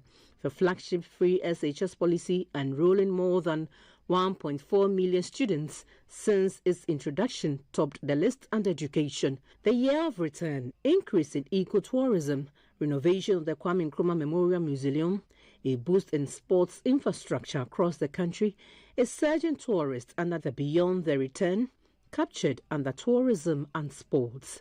The NPP's legacy in natural resources, agriculture and fisheries were also presented.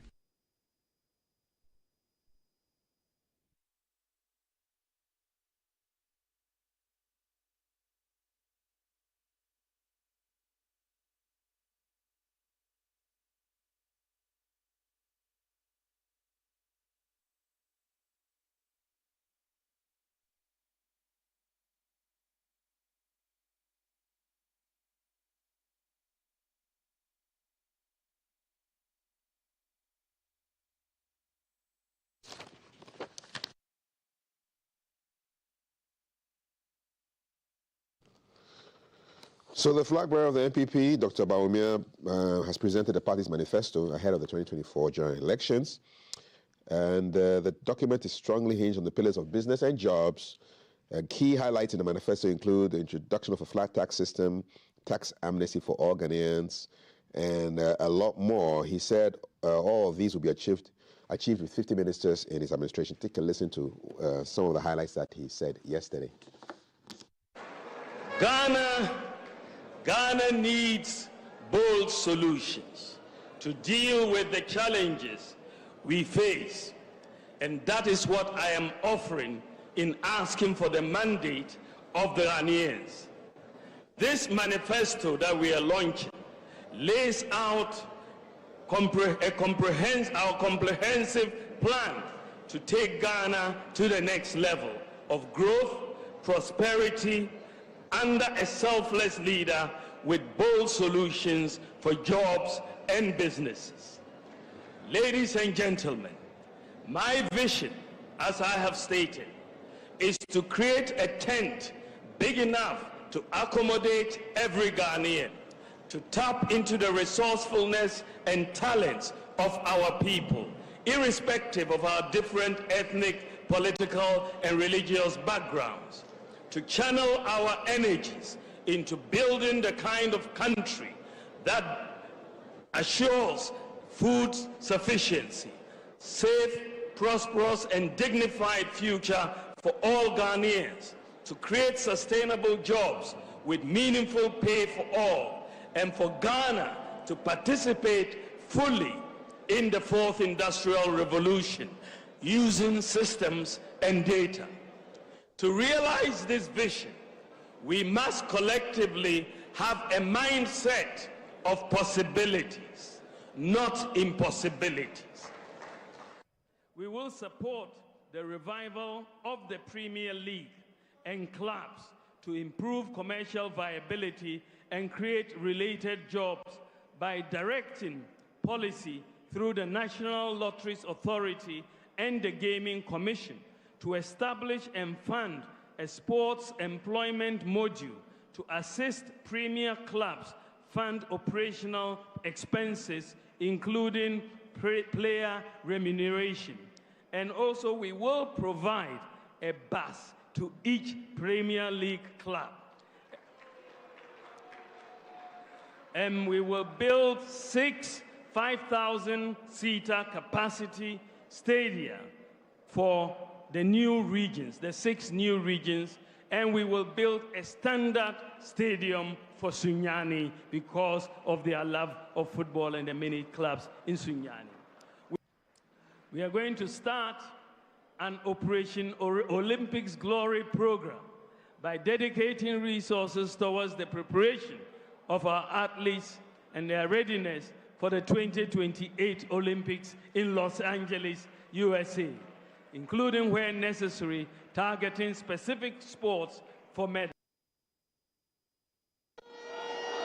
He's a man who has respect for the people of Ghana. This is not somebody who's going to say to the Ghanaian people when his policies have failed that I am not a magician. That is not the language of Mahamudu Bawumia. That is...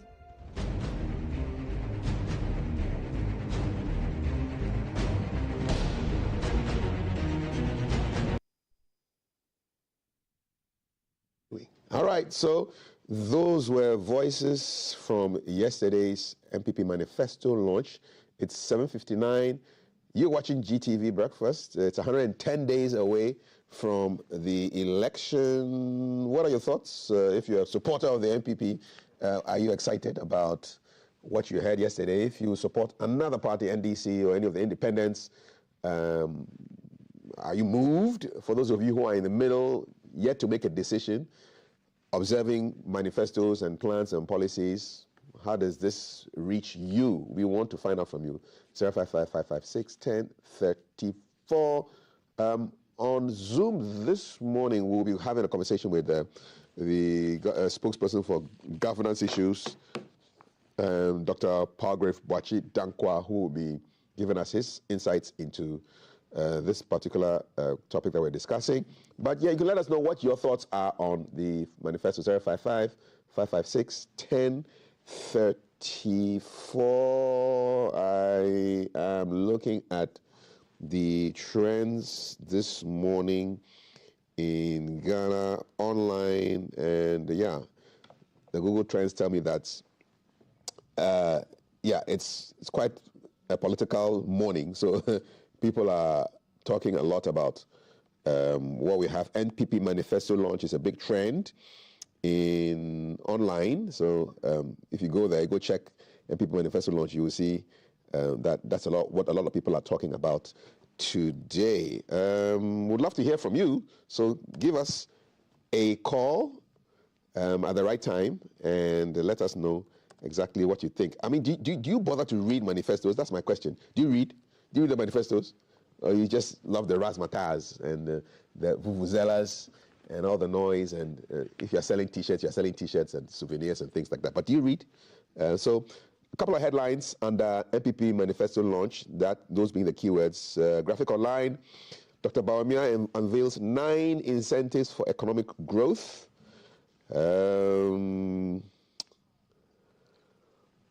What else do we have here? We will protect, enhance free SHS and TVET, says Dr. Bawumia.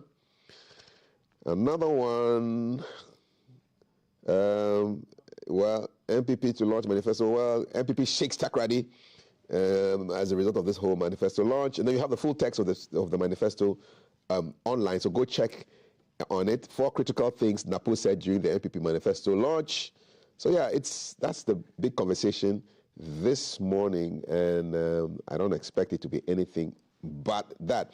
The NDC is yet to launch their manifesto, and already the General Secretary of the NPP says he will not be surprised if the NDC chaps copy their manifesto. You know, copy is what he says he will not be surprised about. But there's other news in the news, okay? So the Bagri Dam is being spilled this morning, and for the people who live in that area, it is not good news at all because it's an annual ritual, and I want to give you the latest on that. Bagri Dam spillage begins today, the 19th of August, and so Sonabel is the power utility company of Burkina Faso. That's like the Burkina ECG. They say they will begin the spillage of water from the Bagri Dam today, August 19th, 2024. A statement signed and copied to the Ghana News Agency by the White Water Basin Secretariat of the Water Resources Commission said the update from Sonabel indicates that the current water level of the dam was 232.8 meters and it kept rising. Spillage is expected to cause the White Volta River in Ghana to overflow its banks and occupy its normal flood plains. So the Water Resources Commission has been advised by Sonabel of Burkina that the level of water has been rising since August 2, 2024. They are advising residents, especially those living and working along the banks of the White Volta River, to take precautionary measures to avoid being adversely affected by the spillage. And that is the latest on the dam spillage. And so if you're in that area, it's very unfortunate, but this is what happens every year. And it takes place every year, either in August or September, to prevent destruction of the dam. So the pressure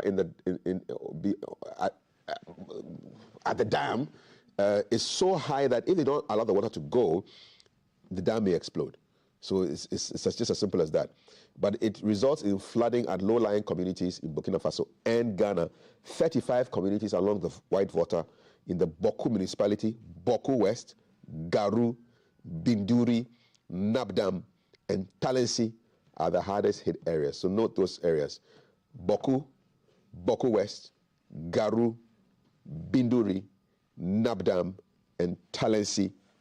2 years ago, the Wa West district in the Upper West region was one of the hardest hit by the spillage of the Bagre and Kompiega dams in Burkina Faso. So the district, with a population of 99,187, has seen major floods that have cut off most of the communities from the district's capital, Huichao, making it difficult for residents to access major social services like healthcare and trade, amongst others. So it's quite a serious issue.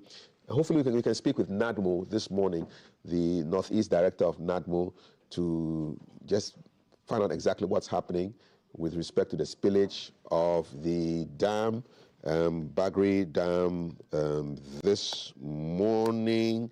You're watching GTV Breakfast. WhatsApp number is 055556 1034. Well, away from the politics and the dam spillage, there's the small matter of the large matter of the Paralympics, which are actually going on, 2024 Paralympics. We hope they all come back, Yeah, we just hope they come back. Yeah. We have a history of people going and not coming back. So let's just hope they come back. All right? Yeah, so that's something I thought I would talk to you about. Fair Wages and Salaries Commission to meet CTAG over the ongoing strike. Yes, there's a strike still going on. CTAG is agitating for their issues. And so the Fair Wages and Salaries Commission has invited them to a meeting today. The Colleges of Education Teachers Association of Ghana are going to meet with Fair Wages and Salaries Commission to address their concerns and resolve the ongoing strike. This strike has entered its second month and is prompting calls for the closure of colleges of education. But the Ghana Tertiary Education Commission has clarified that no decision has been made to close the institutions. Also in the news, Ocheni has been speaking about Ghana, and he says Ghana no go ban. It always happens every year. Around this time, we'll start hearing election songs, I'm telling you. Very mournful election songs. Please, Sumjwe, Tome Fafa, Tuejole. I don't know how to say it in Dagbani. Help me out. Peace, Ochehini, it says, we have done it before. Ghana will not burn. Ochehini. He is Ochehini Osajifo Amwetia Oforipenin. Says, despite the warmongering by politicians ahead of the 2024 presidential and parliamentary elections, Ghana will exhibit her civility before, during, and after the polls. This, according to him, is because Ghana has witnessed several successful elections under the Fourth Republic with higher stakes between 1992 to date. He made the comments at the Ochiman Nifa Royal Durbar in his honor as part of activities ongoing to commemorate his 25th anniversary celebration. He says, we have done it before since 1992, and Ghana remains stronger and stronger. On December 7th, go to the polling center and vote for a candidate who can bring development to you. Go home after voting. You may decide to come and witness the counting process in the evening, or stay home and listen to the results from the media. At the end of the day, one will emerge as the winner. If you lose the election, take a chilled drink, the sun shall set and rise again. These are wise words from the king. I like it. Take a chilled drink. Whatever persuasion, whether it's alcoholic or non-alcoholic, depending on you. I mean, yeah. If I lost an election, I'll just go and take a cold beer, man. Yeah, and just chill. Yeah, and drink to my father-in-law. I used to have drinks with him once a month on Sundays. I miss him for that. Just take a cold star and just chill. Remember, the election is on Saturday, and on Monday, children must go to school. Okay? Remember that. Saturday is the 7th of December, and on Monday, the 9th, the children must go to school. Traders must go to trade. Farmers must go to farm. Teachers must go to teach. Drivers must go to drive. Welders must go to weld. Okay? Remember that, politicians. And that's why I'm very disappointed with the Minister for Agriculture, who made certain threats, that they're going to win by all means. And then the Deputy Communications Officer of the NDC responded also threatening, So we don't need that kind of conversation happening around, people threatening blood, fire, and thunder. And we've got to call them out when we see them, okay? And hear them. So please don't raise the temperature. Take a chilled beer, as Ochehini says, if you lose. If you win too, don't jubilate too much and be blowing vuvuzela into people's faces. It's very annoying when you've lost something, you're trying to lick your wounds, and somebody's come to blow something into your face. It can set off another confusion. So please, take a chilled beer. And remember, the children must go to school on Monday, all right? With that, I think I will go speak with Palgrave, Dr. Palgrave Wachidankwa. He's the governor's spokesperson for the administration. And just to pick his thoughts on the manifesto launch. Dr. Wachidankwa, good morning. Welcome to GTV Breakfast. Congratulations on your manifesto launch. What are your initial thoughts about what went down yesterday? A very good morning to you, Kafui, and a very good morning to your viewers. And I must say that you look very good in your beautiful suit and your tie. You look very, very beautiful and very handsome this morning. And to state is that yesterday was such an exciting time in GSTS in Takoradi. You could have just seen the crowd and seen the morale and see. But Alhaji Dr. Mahmoud Bawumia promises a very clear future that fits on solving solutions, bringing bold solutions, providing leadership with solutions, and a selfless leadership for jobs and for businesses. The manifesto is in 4 parts. Part 1 looks at the business growth and jobs prosperity. Part 2 looks at enriching the lives of the citizens. Part 3 looks at the selfless leadership in a good society. Part 4 looks at solving selected sectorial issues. And I'm very confident that 7th of December 2024, the New Patriotic Party is going to win the election and Ghana is going to be peaceful as it has always been. We have a clear mandate that we're going to have a clear majority in Parliament. And yesterday was exciting as Alhaji Dr. Mahmoud Bawumia processes of the future, the things that he so desires to do, creating an SME bank, creating a tax amnesty and linking it up to job creation, recruiting a lot more people in cybersecurity, creating 1 million young people in jobs, enabling a gold bank, a mining bank that he has stated that he will set up, recruiting a lot more people in the private sector, in the public sector, having a government that is private sector driven. And I'm very confident that Alhaji Dr. Mahmoud Bawumia, together with the vice presidential candidate, Dr. Matthew Opoku Prempeh Napo, are the 2 persons, best candidates to lead this country into its fortune of prosperity.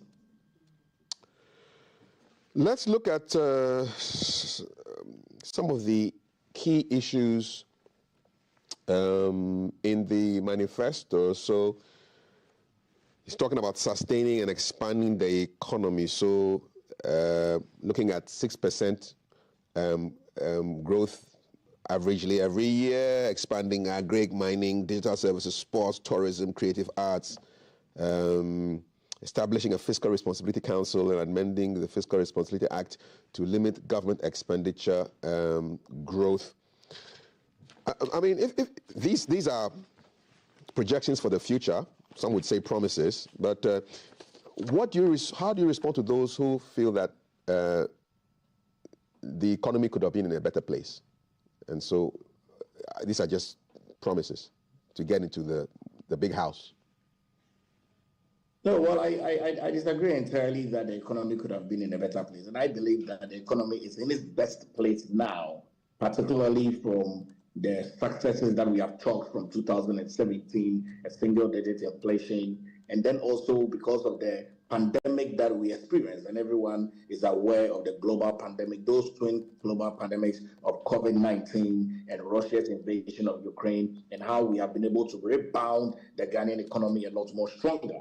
I mean, as we speak now, I'm aware that fuel prices are coming down, and as a result of our gold for oil program and also our gold purchase agreement, that we have started buying a lot more local mined gold from the Bank of Ghana, and we have to a team of about $5 billion now on worth of gold that we have been able to buy.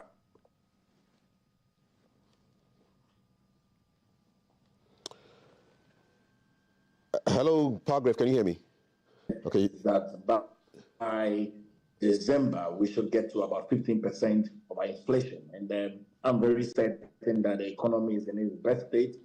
Looking at the very bold solutions the President Nana Addo Dankwa Akufo-Addo himself has been able to profess.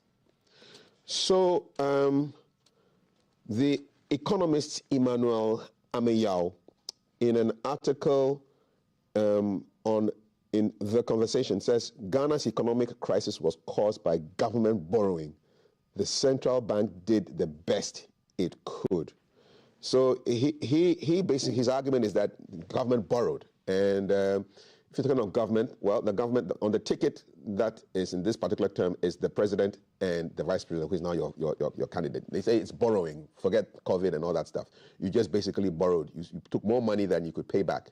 And so he disagrees with the COVID and all that, all those assertions. What do you say to that?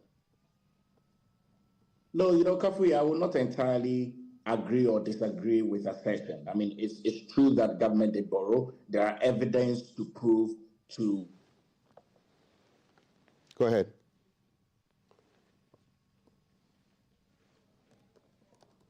Completed during John Agyekum Kufuor's tenure, picking up old projects as well, bring more interventions, one district, one factory, assembling of vehicles, school feeding projects, the free senior high school. I mean, clearly, yes, government did borrow, but there is evidence to show of what we have used the borrowing to do. And so you cannot clearly state that because the government borrowed, the economy is at a tip fall because of that. Government did borrow. There is no disagreement with that. But even in government's borrowing, there's evidence to show of what government has used the borrowing to do for the Ghanaian people. There's evidence to show of the CCTV cameras that have been installed, over 11,000 of that cut across the length and breadth of the country, retooling of the security services, the Ghana Armed Forces, the Ghana Police Service, the Ghana Immigration Services. All of our borrowing are evidentially based in the impacts that the Ghanaian people are experiencing. The road infrastructure and the network, the retooling of the railway sector, a number of provisions, ambulances, drones that the government has been able to bring on board, zipline delivery, NHIS that government has brought on board, interventions for the childhood cancer. All of these interventions are very clear mandates that government borrowed, but government used those borrowing to impact the Ghanaian people. You'll recall that as well, that during COVID, a number of people stayed at home, public workers stayed at home, their salaries were paid consistently. Frontline workers were paid consistently. And so very clearly, government borrowed, but government used those borrowing to impact the life and livelihood of the Ghanaian people, which is why we are promising more and to do more under the leadership of Alhaji Dr. Mahmoud Bawumia with Dr. Matthew Opoku Prempeh from January 2025. Dr. Boachi Dankwa, Ghana is going through its worst economic crisis in a generation. The past 2 years have recorded very high inflation. Why should the Ghanaian voter have confidence in former banker, now presidential candidate of the party, to do better, since we are now in the worst economic crisis in a generation with seriously super high inflation? Why should Ghanaians have confidence in your candidate? The global world has gone through a difficult time. I mean, this is the second recession to hit the global world in about 100 years. And so it's not just Ghana, the global world. The United States of America is also going through very difficult moments. Kamala Harris has been talking, Donald Trump has been talking, the United Kingdom has been going through very difficult moments. And so it's not just Ghana that is going through difficult moments, but the global world is going through difficult moments. In the midst of the difficulties that the global world is going through, Ghana, under the leadership of Nana Addo Dankwa Akufo-Addo, with the Vice President, Alhaji Dr. Mahmoud Bawumia. I'm glad that you stated that a former banker, a former deputy governor of the Bank of Ghana, a former head of the Africa Development Bank in Zimbabwe, redenominating the Zimbabwean economy and bringing stability to the Zimbabwean country, redenominating our Ghanaian currency as well under the leadership of John Agyekum Kufuor, and now the flag bearer of the New Patriotic Party and the mandates that have been given to him, even as Vice President, he's been able to actualize that a lot more. So very clearly for me, the global challenges that the world is going through, Ghana is rebounding back a bit more stronger than it used to be. And you can state it. I mean, you stated clearly that over the past 2 years, inflation had been very high. But look at how well we have worked the tides against all odds to be able to reduce inflation to about 20% as we speak today. And we are promising that by December, inflation is going to go down to about 15%, which is very clearly that the economy is rebounding. And we are promising a lot more rebound of the Ghanaian economy from 2025 onwards. So, you're watching GTV Breakfast, and but it appears that incumbents this year that are running their elections tend to lose the power because of the various things you're talking about. I mean, what will be the difference? What will make it a different story? Because you're an incumbent, and a vote for Dr. Bawumia would basically be a continuation of the legacy that the president has created. But we are having incumbents who are losing elections this year. How will you back the trend? My major admonition to every young person is that this government has been in government for the past 7.5 years. We've had very good times, we've had very tough times, and we are in the best of times of recovery of the Ghanaian economy. We understand the Ghanaian economy as the rebound. In the future of Ghana from 2025, the Ghanaian people need to continually trust the New Patriotic Party to deliver on the mandate and the promises of the manifesto that Alhaji Dr. Mahmoud Bawumia has been able to put together. The NDC has been in opposition for 7.5 years. They have not been in government. They don't understand the issues of government. They don't understand how we have been able to solve the issue. They don't have the KPIs to the rebounding of the Ghanaian economy. If you vote for the New Patriotic Party, you can be very sure that there's going to be tax amnesty. You can be very sure that the PERS pass, there's going to be a flat rate on spare parts. You can be very sure that there's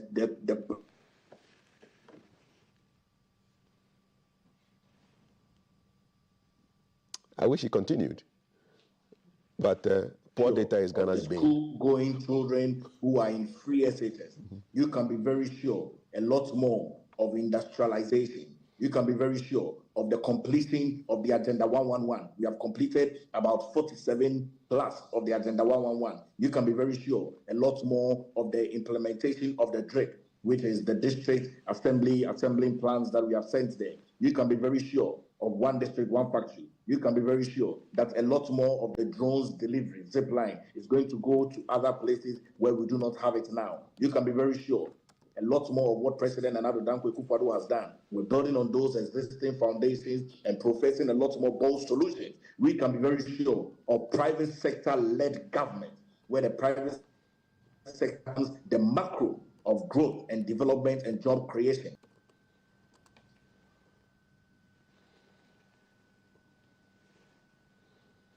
Dr. Palgrave Boakye-Nankwa is the governor's spokesperson for the MPP, and if we can raise him back, I'd love to ask him one more question before he goes. We're going to try and raise him back. Well, so far, what have you listened to that has impressed you the most? Would love to know. 05555561034. For those of you who sit on the fence and wait for manifestos to drop, are you impressed? Is this what you expected? Based on what the Vice President said yesterday, the presidential candidate of the guys are going to be saying, NDC party is going to be dropping their manifesto pretty soon. They'll be launching it in the central region. And all this is just setting. Those of you are concerned about the CD, because when this administration came in, it was around about 4 CDs, and it's now 16 almost. The Vice President and flag bearer of the NPP says the next NPP government, if elected, will stabilize the Ghana CD through the gold purchase program. He says the 2 policies that have helped rescue the economy from catastrophe in the recent crisis were the Bank of Ghana's domestic gold purchase program and the gold for oil program. Dr. Boachitanka, are you back? Yes, I am. For too long. Good morning. I'm joining GTV. I'll call you back. Okay, I'll call you back. Don't worry. We'll hear from you. Palgrave, are you there? I am here. Yes. I'm here. Assuage the concerns of the importing sector of the economy, those who do happy with where the CD dollar is right now, and what will you do differently? I mean, you came in, it was in single digits, and it's now double digits. We're at almost 16 Ghana cedis. What will happen that will be different? Kofi, I'm glad you raised the conversation around our city and our.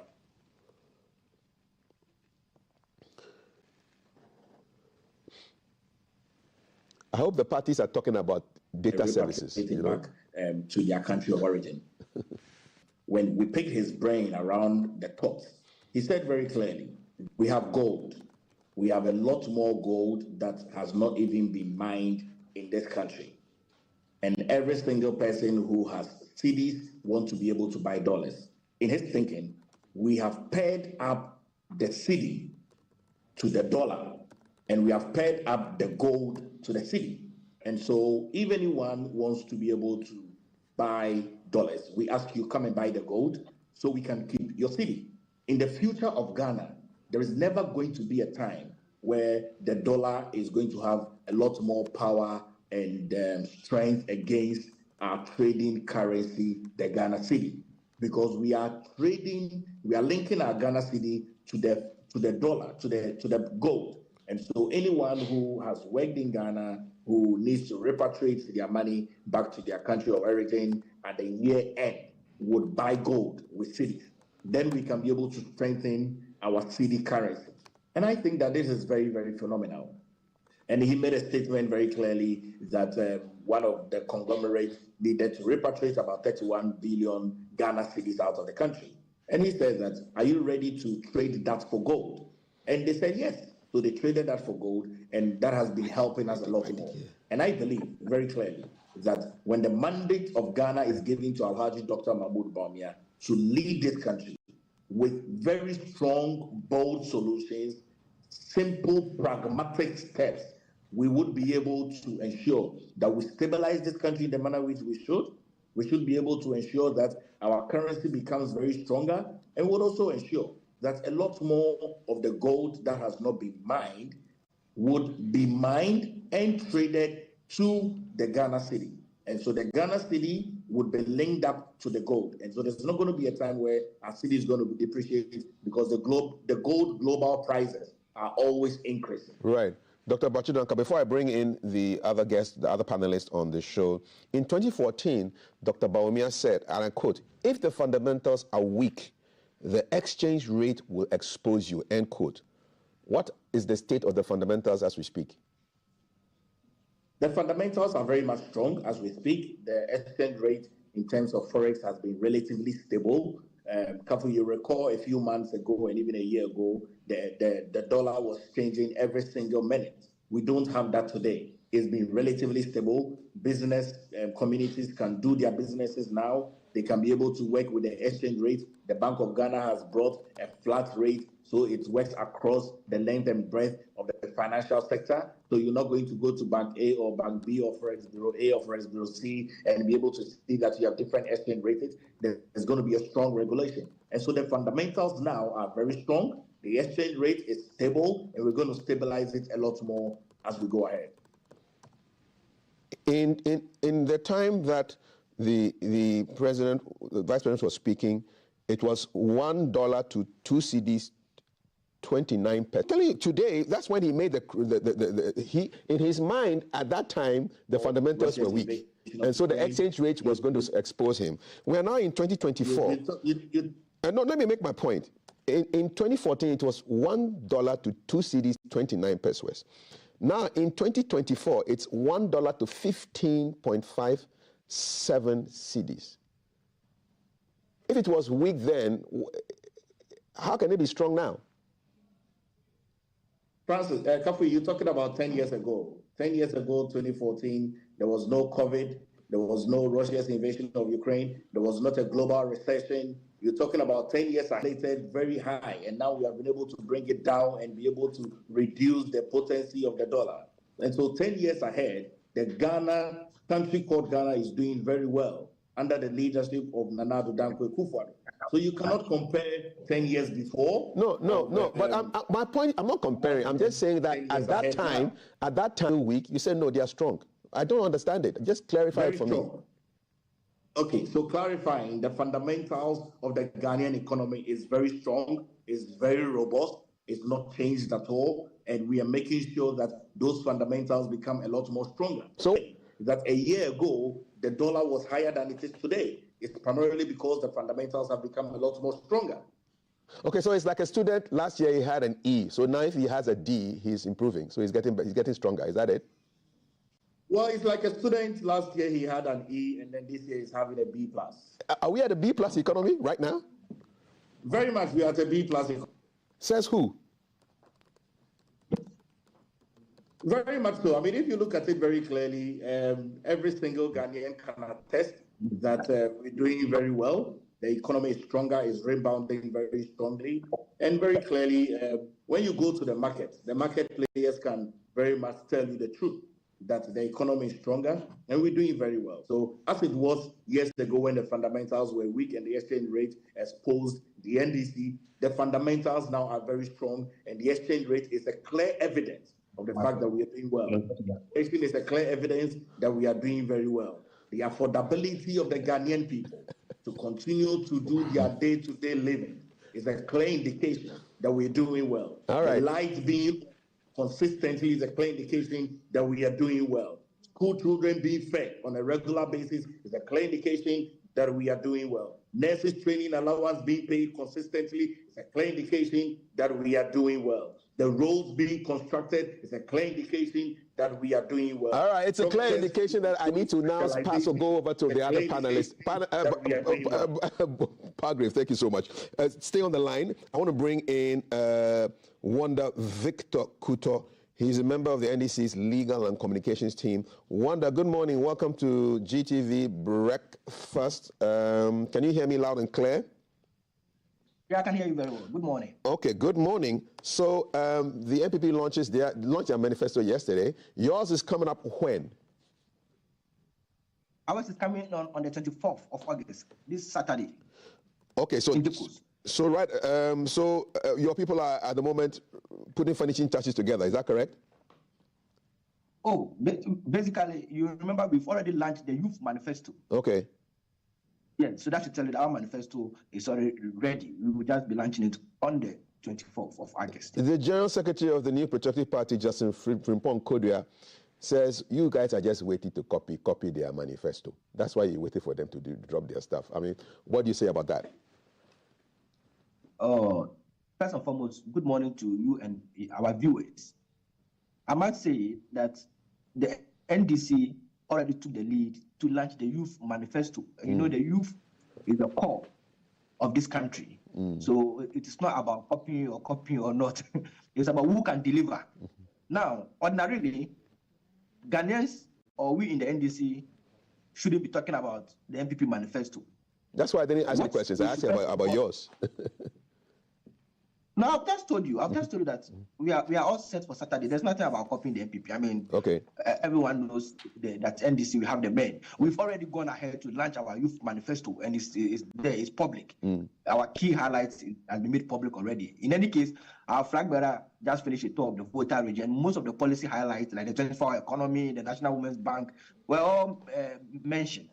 And some of the policies are also constituency-based. So our policies are already of public nature. The Ghanaian people know that the next President Mahama administration will be giving out a 24-hour economy, will be implemented for our economy. The people of Ghana already know that the next NDC administration will be implementing the National Women's Bank. So there's nothing about copying. The NPP General Secretary can say whatever he wants to say, but the people of Ghana sees politics as a serious business. It's not about joking. It's about serious business, not standing on the platform, be dancing and all of that. It's about serious business. Thank you.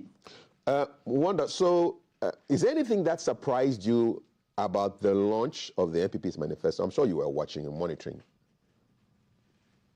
Yes, to be very honest, I monitored some bit of it, but not the entire program. Okay. But one thing that surprised me was when I heard that teachers will be given vehicle. I said, should politics be about lies? Because if we evaluate the performance of this government, this is not a government that can deliver vehicles for teachers. And to put this in proper perspective, Kafi, when I was scheduled to be on this show, a branch executive of our party, a branch executive, and you know, a branch is the lowest unit of our party, sent me a list of promises, failed promises of the NPP. He pleaded to me that when I come on show, I should read the list of failed promises. And that is the basis. But if the NPP, we read out some of the promises for you to see, some of the failed promises of the NPP. They promised us that, look, there will be $1 million per constituency, $1 billion per constituency. We were told that they will be planting for food and jobs. We were told that there will be rent payment for university graduates. This is a failed promise. We were told of the year of rose, but we can all see, even the motorway that we are seeing now is in very, very bad shape. We were told about NAPCO. Up to now, NAPCO is in arrears. We were told of a single-digit inflation, which is also a failed promise. We were told of low bank interest rates. What did they do? When they came, they collapsed some banks. And this has led to high unemployment. We were told that they will move Ghana from tax. In fact, the former Auditor General of Ghana has had a cause to say that now it is not even from about taxation. They rather move Ghana from taxation to robbery. The former Auditor General. So that should tell you the kind of party we are dealing with. All right. Enough of the messages from your branch man. Because I asked you what surprised you about yesterday's event. You see, I haven't answered my question. Their current promises. And Bawumia is behaving as if he's an opposition leader. You are already in government. And it tells you that even the MPP government, led by President Nado, does not believe in Dr. Bawumia. Otherwise, he will start implementing some of his policies. Well, he did. The first words the president uttered when he was given the microphone was that Bawumia means business. No, it's not about the West. If Bawumia means business, scrap up the e-levy. Bawumia is saying that when he becomes president, he will scrap off the e-levy. Why can't we do that now?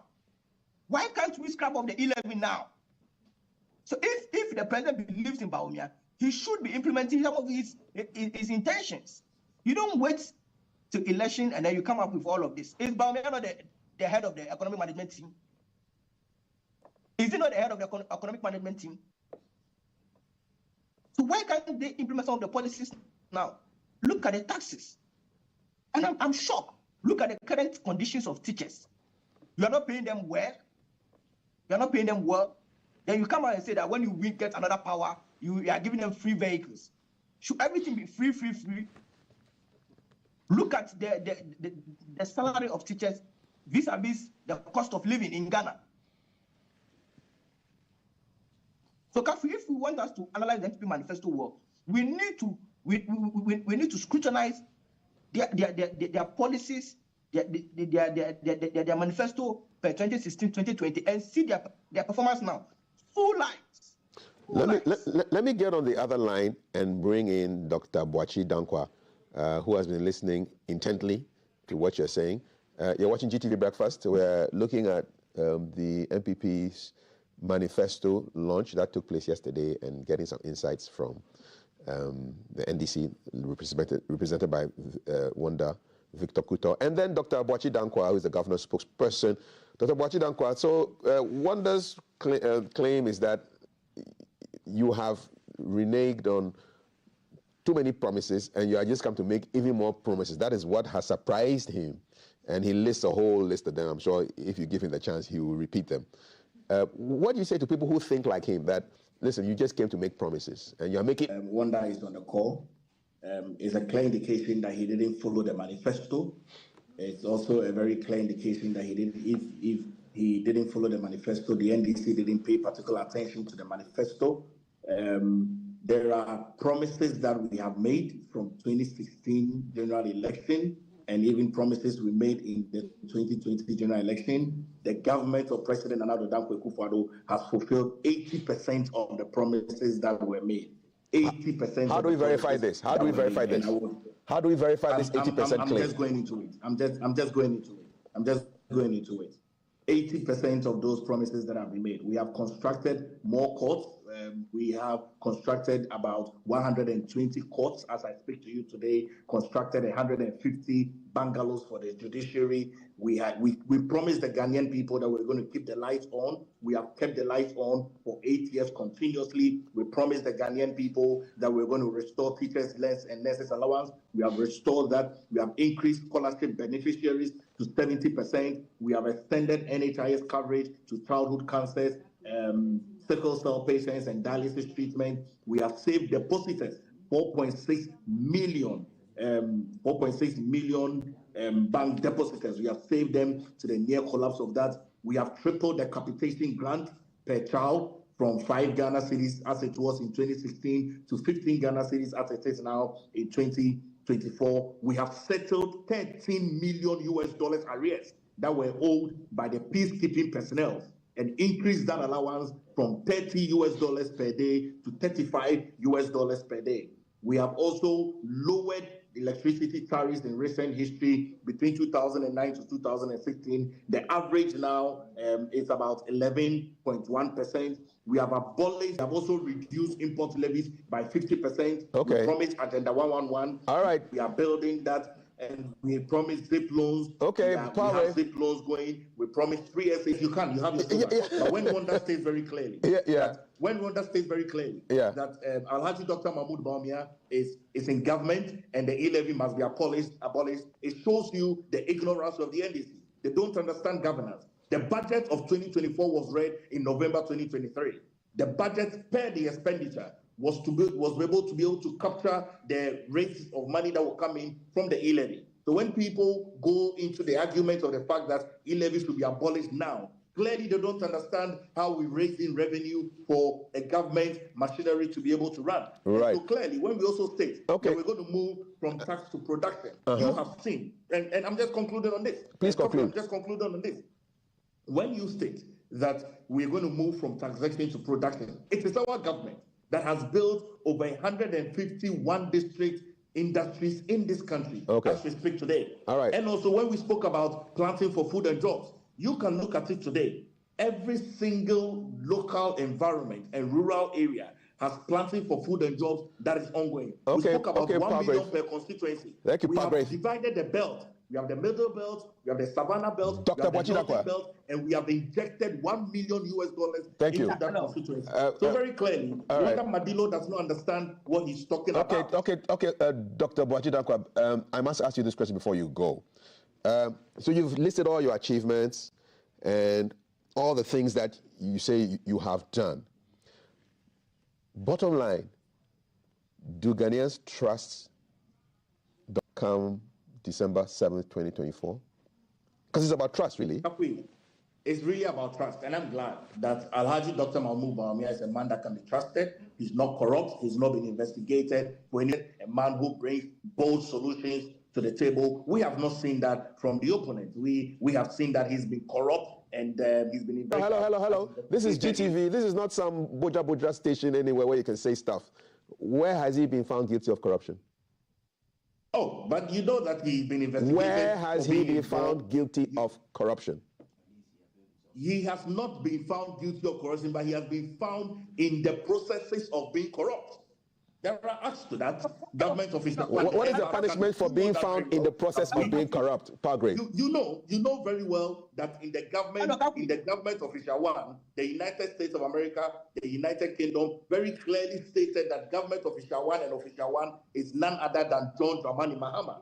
To be involved in such an Airbus scandal is tantamount to corruption. Very clearly. And I respect GTV. And I know that you have the facts there. You can let the Ghanaian people know. He cannot be exonerated. So is he serving a sentence? Is he serving a sentence somewhere? Is he serving a sentence anywhere?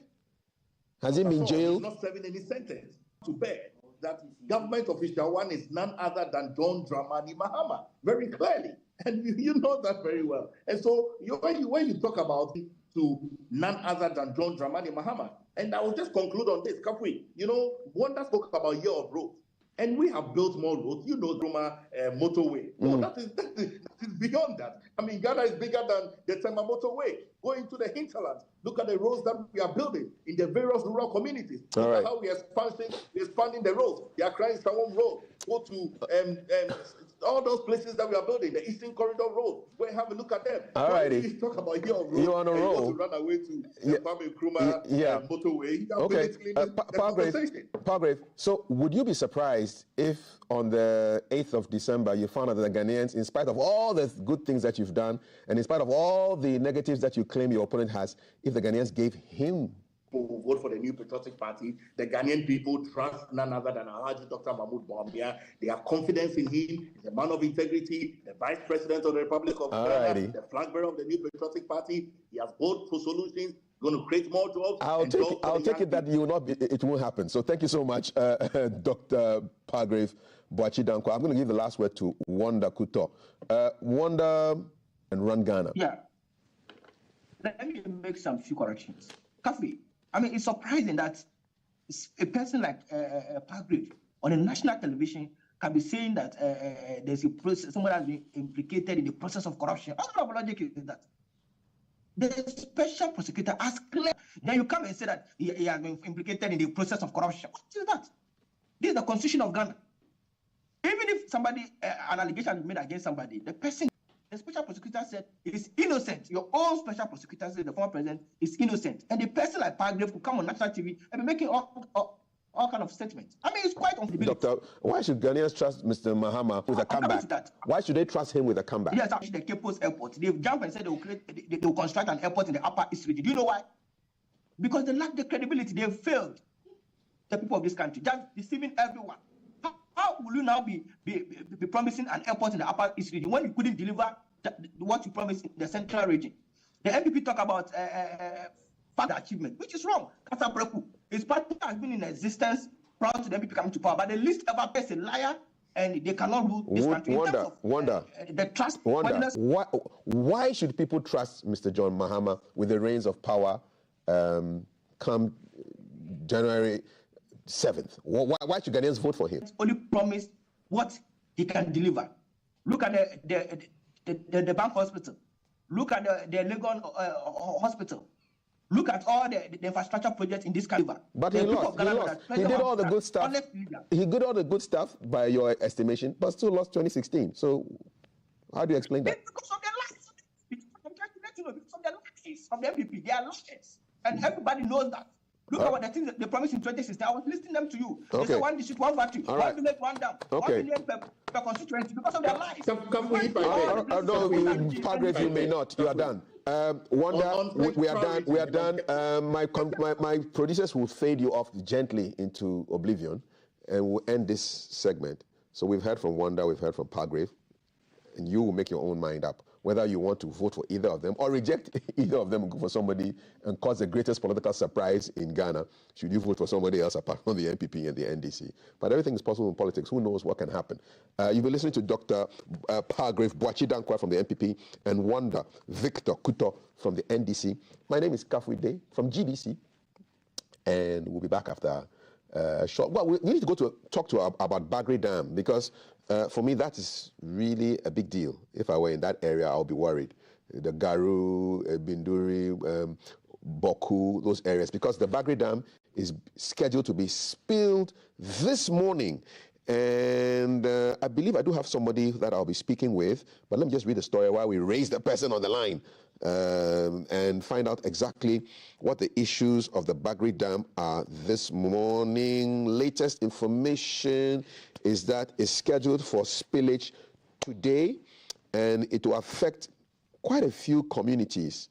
And NADMO has given the alert for the spillage of excess water from the Bagri Dam. They've issued an alert, and they are basically saying that if you are in the area, you should take precautionary measures to protect and ensure your safety.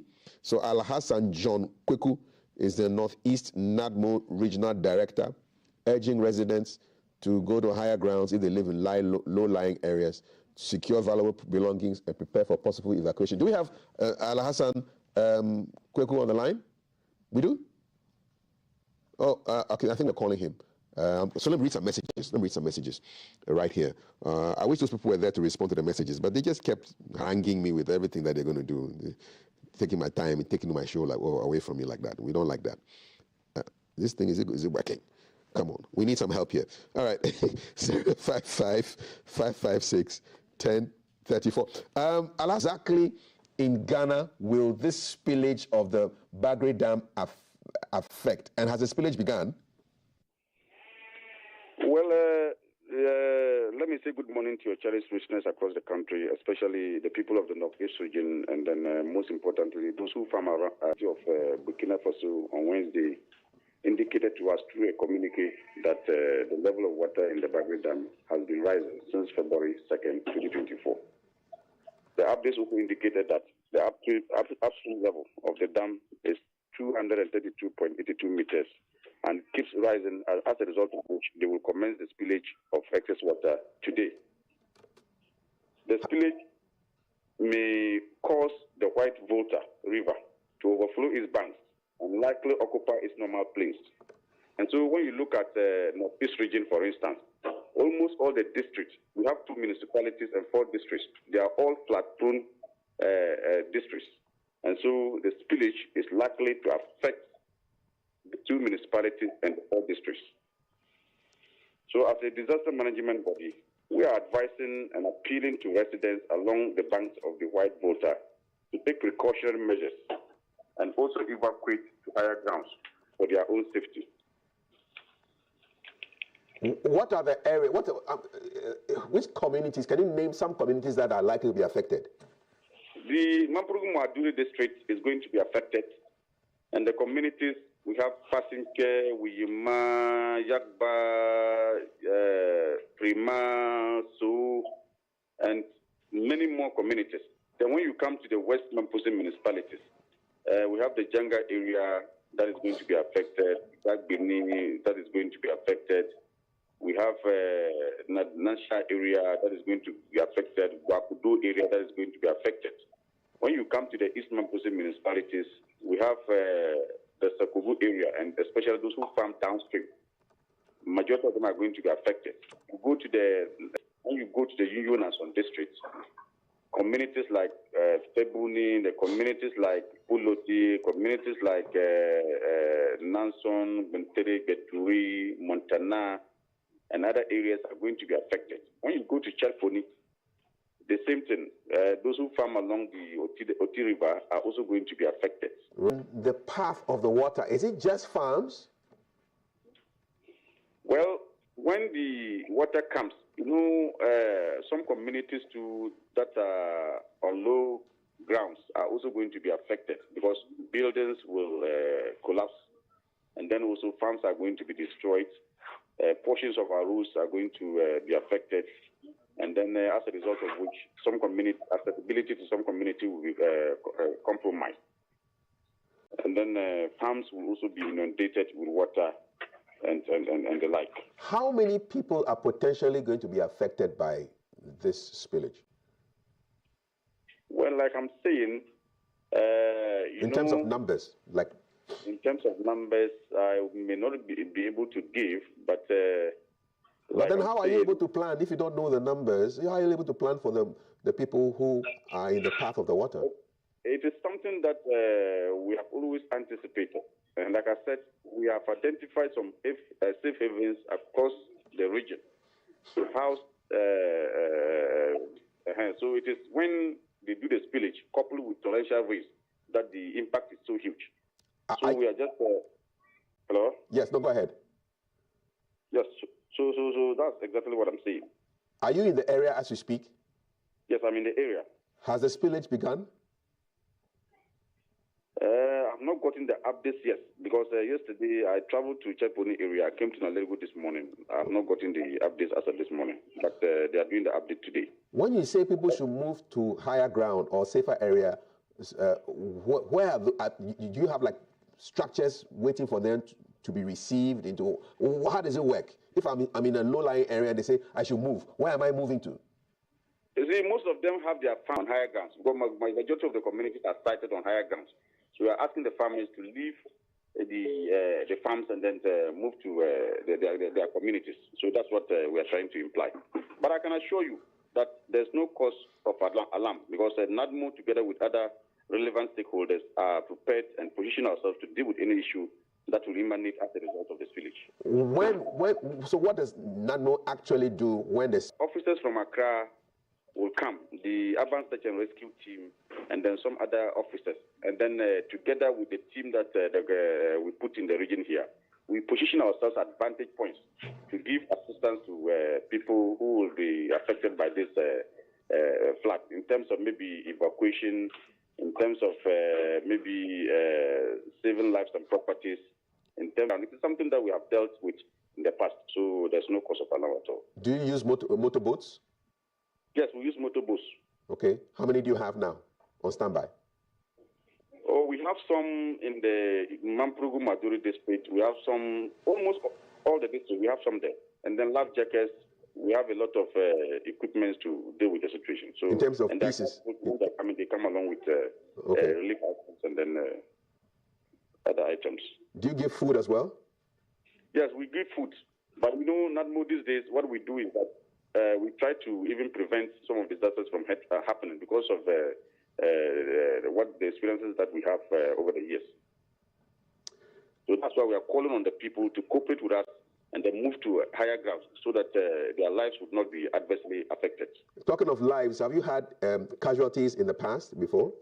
Yes, we've had casualties in the past. People trying to do harvesting in the water and then got drowned, missed in the water.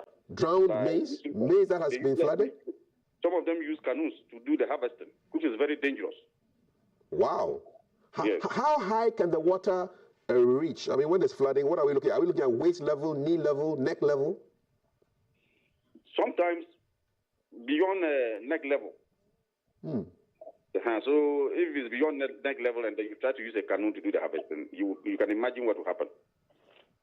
So we are just trying to prevent that. They should just cooperate with us so that we'll deal with the situation. When the water and things around, do they stay? Animals are also affected. So we are calling on them to. That's why when we talk about the evacuation, we are talking about it has to do with their animals, their belongings, and what have you. You know, some of them they have animals downstream. Yeah. And that's where they have grass for the animals to graze.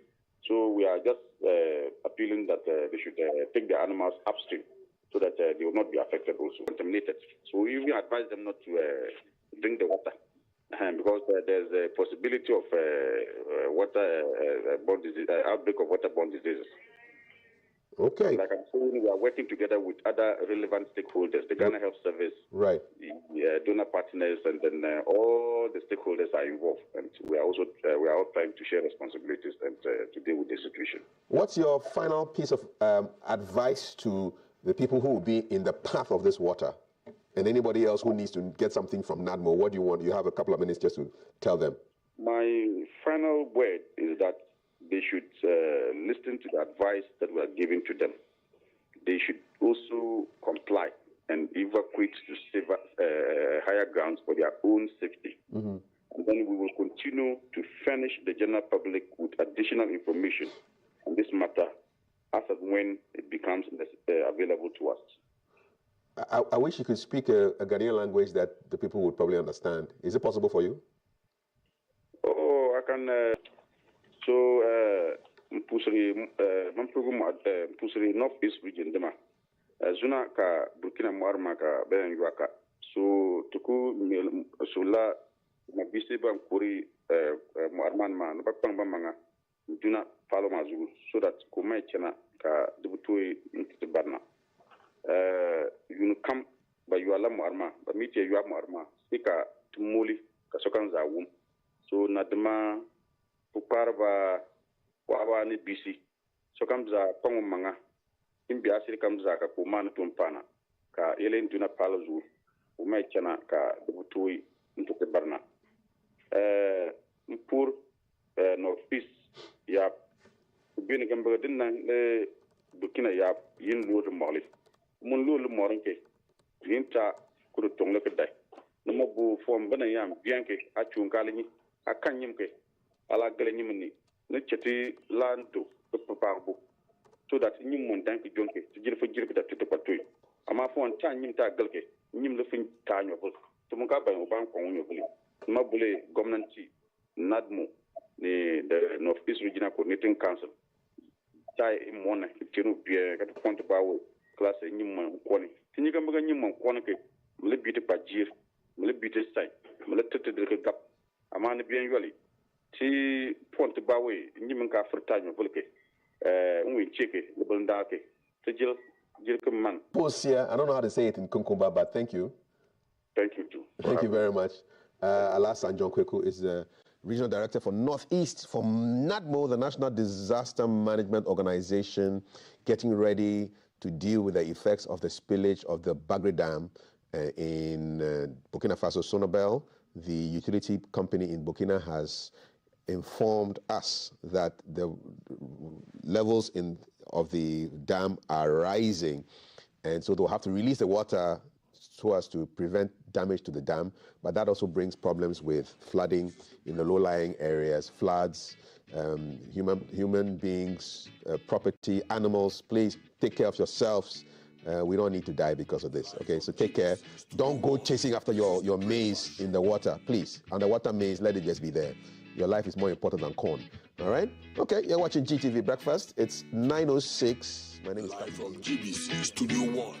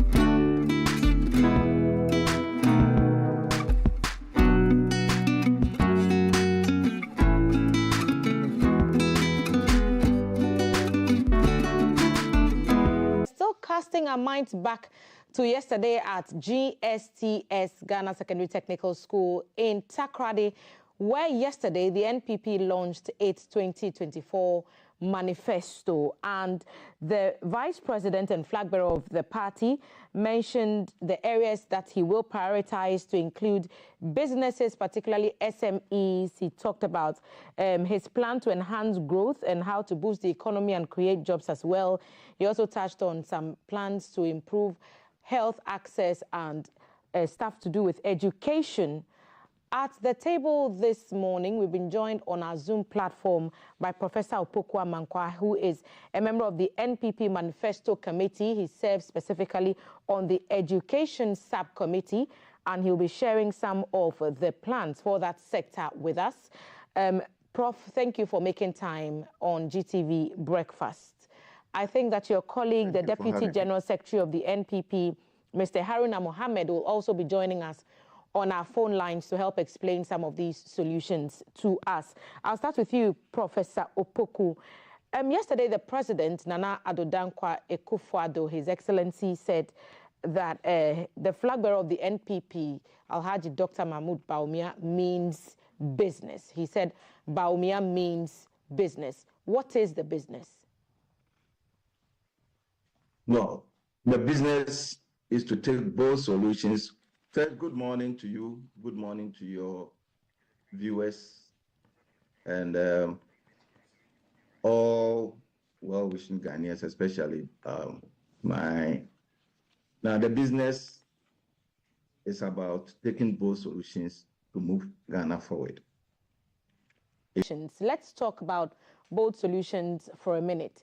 In the 2020 manifesto, so under His Excellency Nana Akufo-Addo, we heard the government policies being captured in very catchy ways. One district, one factory, one village, one dam, one ambulance per constituency. Do I get the sense that those are not available in this manifesto? Those catchy, so the ones that are more memorable. Okay. If you look at the manifesto, the current manifesto, you realize that it goes as far back as looking at the situation before 2016. Mm-hmm. So it gives you what NPP came to meet, or the situation at the time that NPP took over. Mm-hmm. And the things that then, the both solutions then will come up as to things that will be built on a very an enjoyable Ghana that we all want to have. So both subventions that Dr. Bawumia is seeking to bring on board when it comes to education, the key thing I want to ask is about the teachers and this provision for them to get vehicles. Explain that to me. I'm not quite sure I understand what the provision is. Let me understand what the vehicle thing is about for the teachers. Okay. So when you are developing people, what you do is that first you develop them, to need to seek their welfare. And before the manifesto, the teachers had already even launched their own manifesto, or things that they think should go into the various manifestos that will be coming up. And some of the things included housing, some of the things also included getting vehicles and other things. Now, if we go back to put in certain measures to ensure that teachers and other workers in vehicles from the ports. Incidentally, this facility got cancelled during this time round. Looking at the situation, we want it to come back, but you want to make sure that you don't just give a blanket thing, but specifically the version that you can have to bring that car has been stated in there. And if my memory serves him right, I think it talks about 1,800 cc, 1,800 cc. CC cars. So yeah, is it like the car? the import waiver that the doctors enjoy, is that what it means? Well, I don't know about what doctors enjoy now, but what it simply there was means an arrangement for cars in the past. Now. I think that was in the past, yes. But I don't know whether so is it a similar thing? It exists, but it is something similar and encouraged to do that. So let's maintain the focus on education for a little bit. Visibility. Explain to me how that will work. He also talked about a scholarship database, and what it simply means is that we have Ghana government scholarship. We have Get Fund giving scholarship in addition to the infrastructure that they provide. We have GMPC giving scholarship. And very recently, if you remember, Cocoa Board came out to say that they are reorganizing, or scheme has been with us for a number of years. So what has been said in here is that sometimes you have a situation where somebody is able to even get 2 or 3 scholarships, while some other people are also struggling to get just 1 scholarship. And once they are all something related to the state, it is better to bring them together and realign them to apply for a scholarship, whether for government scholarship or for GMPC or for Cocoa Board or whatever. To apply for another one. But once I am taken out, we know that at least out of the 10 scholarships that we have, 1 person has come for it, for something. So the scholarships will also focus on certain areas where the government or the state deem very important, where we need people with expertise to be in there. So now we're talking about TVET, giving people skills to be able to develop themselves and to be able to have hands-on knowledge and expertise.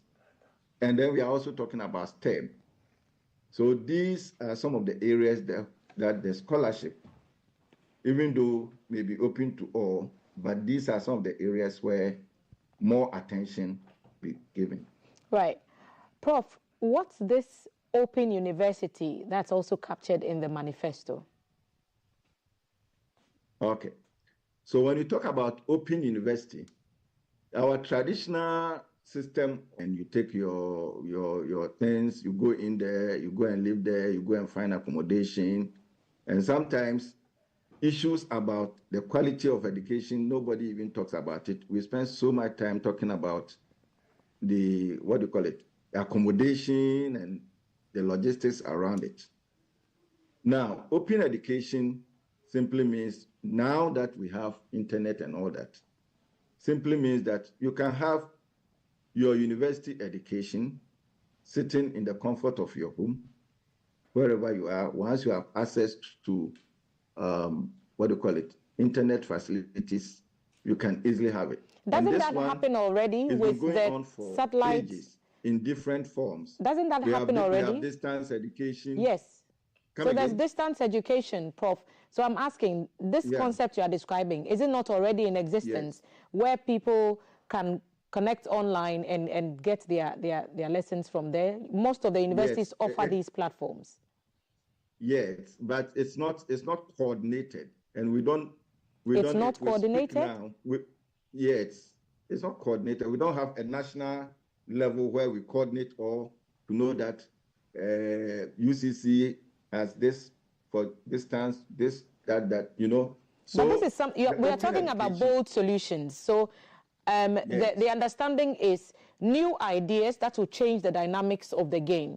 So when it comes to education, as I'm engaging with you, this already exists in many of the universities. So what extra is this? That one, as I said, will bring all of them together. 2, there are also areas that program that we can also pick science-based, skills-based, where you do simulation and other things online to be able to do these programs. So there are new things that will come in, and then new facilities to ensure that you have your libraries online and things like that, and be able to now learn and do other things other than what we have now.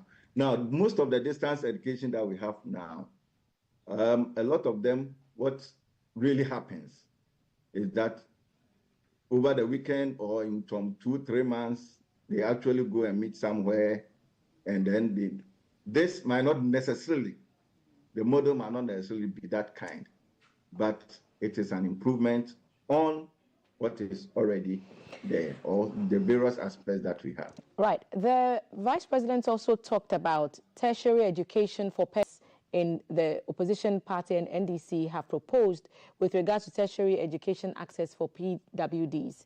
So you are talking about a free tertiary education for persons living with disabilities. The NDC has also proposed free level 100 education for all persons, and then in continuum, access to the student loan trust fund, which was also alluded to in the NP, and asking what does one have over the other. So in this case, why would I think the NPP's offer for tertiary education in this context a better offer than the NDC's offer? Okay, so when we talk about education generally, the reason why NPP's offer is a better one is that NPP has been consistent on whatever they want to do. They have been very consistent. They are very clear about what they want to deliver. If you narrow down to the PWD, people with disabilities, you realize that this was said much earlier by Dr. Bawumia Manifesto. And then subsequently, it's reflected in the manifesto yesterday. So they are very consistent and they know what they want. They have never flip-flopped. They have been very consistent about it. Now, talking about the first year fees for university, I don't know whether it is for university or it is for tertiary and the higher education. Universities are the specific ones that we have.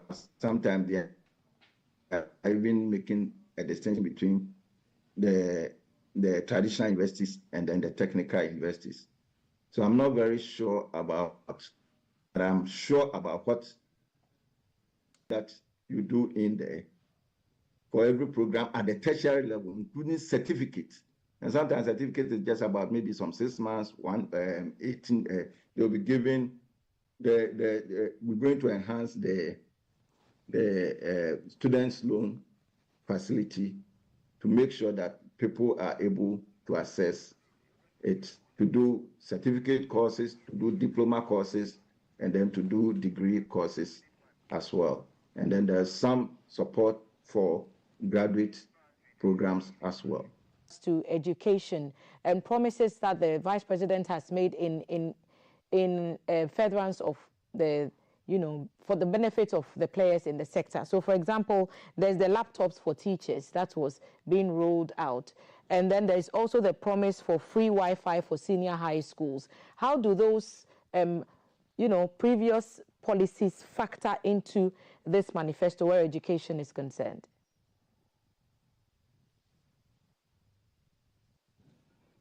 I think we may have... Oh, please, if you can go over for me. I'm asking what previous policies and initiatives, how they are linked to this manifesto. And, those processes hit some snags along the way. The teachers said they were not getting the laptops and conversations had to be had. He's also promised free Wi-Fi for senior high schools. How far has that gone on? And how do those feed into the existing policies that he's seeking to introduce, should he get the nod? Okay. So if you look at the manifesto, if you read it closely, as I indicated, the first thing was to give and then look at going forward the things that need to be done.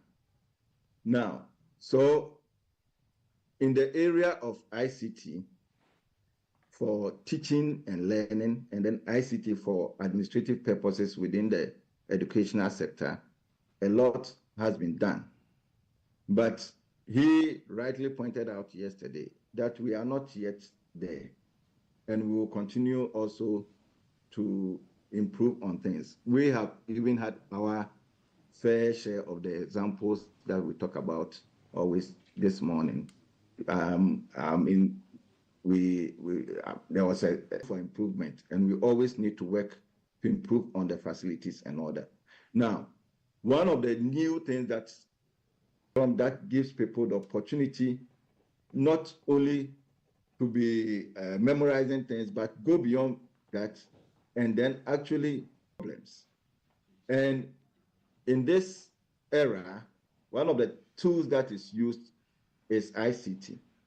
So right from basic school, it is important that we provide them with knowledge, is to provide what we call technology hubs across the country so that our basic schools can go into this. We don't have to wait till they come to secondary school before they start learning. We don't have to wait till they come to the university. Some of us, we even at a PhD level, that was when we were even learning about ICT and all that. Now, we've gotten to a point where it should start from primary, KG primary, right up, you know. And if you are going to do that, whilst you are doing that for teachers, if you are doing that for students, you equally have to do that for the teachers. Because the teachers will be teaching the children. If the children have access to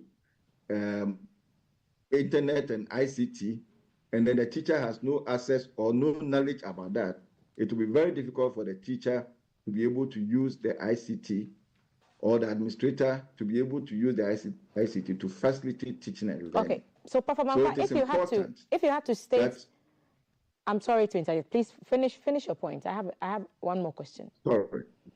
Finish your point. I have one more question. Yeah. So if you look at the ICT, then it's not only for teachers, neither is it only for the students. It is both for teachers, students, and then administrators within the system. Again, you've talked about the issues that the one teacher, one laptop is having. I think we need to make a distinction between a policy and then implementation. If you are implementing any social policy, and especially on the scales that we are looking at, you are looking at 350,000 teachers. They are spread all over the country and all that. So there are challenges that you are likely to have. You plan towards some of these things, and then you work towards them. Fortunately, about 90-95% of these laptops have been delivered. As part of that package, they are supposed to be accessing some training online so that they can, personally, but to enhance their teaching for secondary schools. And then when you come to the basic schools, KG primary, we are also looking at coming up with technology hubs where special arrangements will be made for students and their teachers to go in there to have training and knowledge and skills in the use of ICT. Prof. Mankwa, I know that you are on the education subcommittee side, but on other matters that were raised in the manifesto, for example. Are you able to speak on some of those as well? It depends on... It is what? Let's wrap up on that one first. Okay. So if you look at the education, we indicate clearly what has to be done. And the 5 pillars, we have KG primary, complementary education, and then we also talk about a bold step at the pillar 1, which is the KG level. It's about the promotion and development in teaching and learning. When you go to, the Chinese people will use their Mandarin and one other, I think they have two languages that they use mainly. In our country, we use, it's a stumbling block for teaching and learning, for development. Imagine yourself, for example, and I have had this example where arranged to come and a taxi or something was arranged to come and pick me. The man couldn't speak my language. His was to pick and drop. This man was smoking in the car, and I had a challenge with it. How to stop him was a problem. Glad for me, but we couldn't communicate. So imagine yourself getting into a classroom, big challenge for us. Over the years, we have struggled and struggled and struggled. What the BOLD solution is saying is that we've realized that we have to incentivize people to be able to do it and then do it well, to promote the teaching and learning of our languages and the use of them in the teaching and learning, at least at the basic level. Now, another bold one was the one that I told you about having an arrangement has to be made for them to learn ICT. It's a bold solution, and this is going to go across the entire country. Put our learning, teaching and learning on the pedals of our core value systems and all that. It is affecting national development and all that. And one of the bold solutions is to team up with chiefs, leaders of our country, to bring out our culture, try to promote it right from from the early stages. Last week I was watching someone in an interview, and he was talking about when he lived in Japan, and he said in Japan you can leave your phone here, or you can leave your money here for ages. Languages at KG level. That's what you're saying. This is a policy that has been on the government books for a while. Struggled to do. Yeah. It's been on the books for a while. And we have been trying with it, but now the plan is to allow me. One of the main challenges to the local language penetration at the KG level is the cosmopolitan nature of some of our towns, especially the big towns and cities, where there's a mix of languages available, which might not be the official language for all the children. So when we talk about, for example, this particular effort to make sure that our local languages are used at the KG level, how to determine which of the local languages to use even becomes a problem. How to determine whether there are teachers available to teach the language is another barrier. Are we looking at some of these things as part of the bold solutions? Yes. We always put the problems ahead of us and try not to find solutions to them. If you permit me and you want me to explain the things that I've told you in Ghana, Mawiga. Wa dienche nyubana ke inuoga bona shika fie ke wo fie oitomo odagbe sani what we able for and my first language, not my mother tongue, and let's make that distinction, my first language was Ga, living in Osu, and my mother will always say that when she speaks, those days there wasn't anything like speaking English, but when she speaks Twi to me, I will speak Ga back. You know, there are a lot of people in Accra now who are not Gans, but their first language is Ga. And if you go into the school and you start them with their first language, you can easily bring them along. I would want to see what those policies are that target some of these, specific areas. I want to see a rollout of that. You wanted to make a point? I'm saying that I'm looking forward to seeing the actual, directives when it comes to targeting some of these areas that have problems, so that we can, use the bold solutions to fix those specific problems. Yes. But we've talked about KG for quite a bit, and we've talked about the steps to use STEM in our secondary school. This one that we've always kept here. What's the bold solution for ending Galamsey?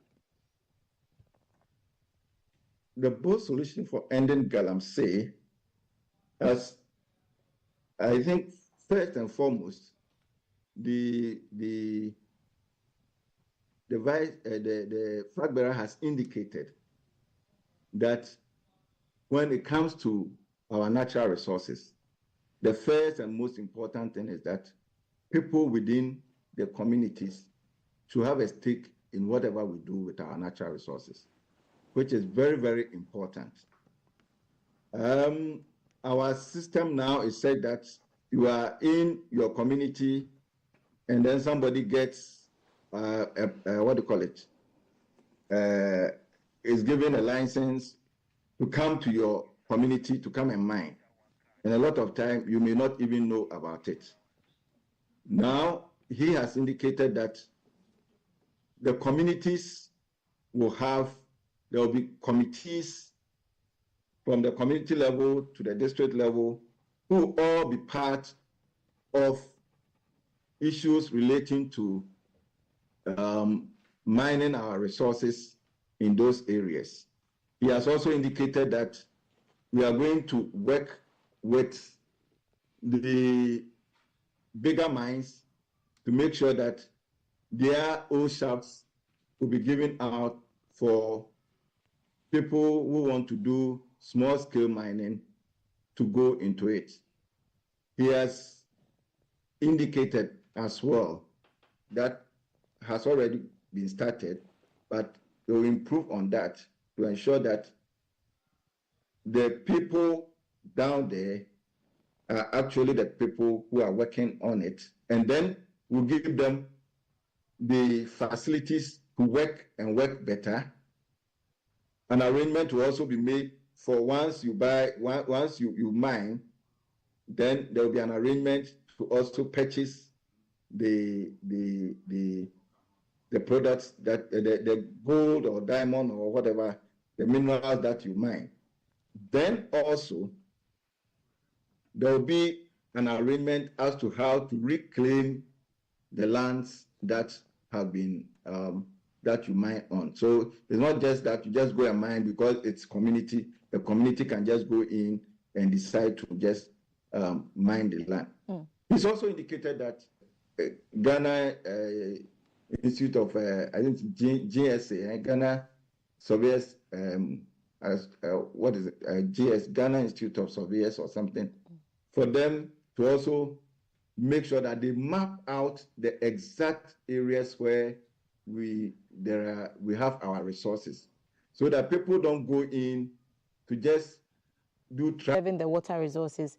The manifesto talks about reviewing and strengthening the water buffer zone policy for implementation. Explain to me how that works. I'm not quite clear. The water buffer zone. Yes. Well, this I believe not to sound as an expert in that area. Okay. I'm not very sure about exactly what it means, but I know that at least the general idea is to make sure that our water resources are protected. Okay. You know, and so that is generally what I would say. But I spoke about earlier about the vehicles for teachers, asking is it one teacher, one vehicle? Is that the promise? What would that mean? So this one is not every teacher with a car. It's not about government going to buy vehicles for teachers. So we have to get that clear.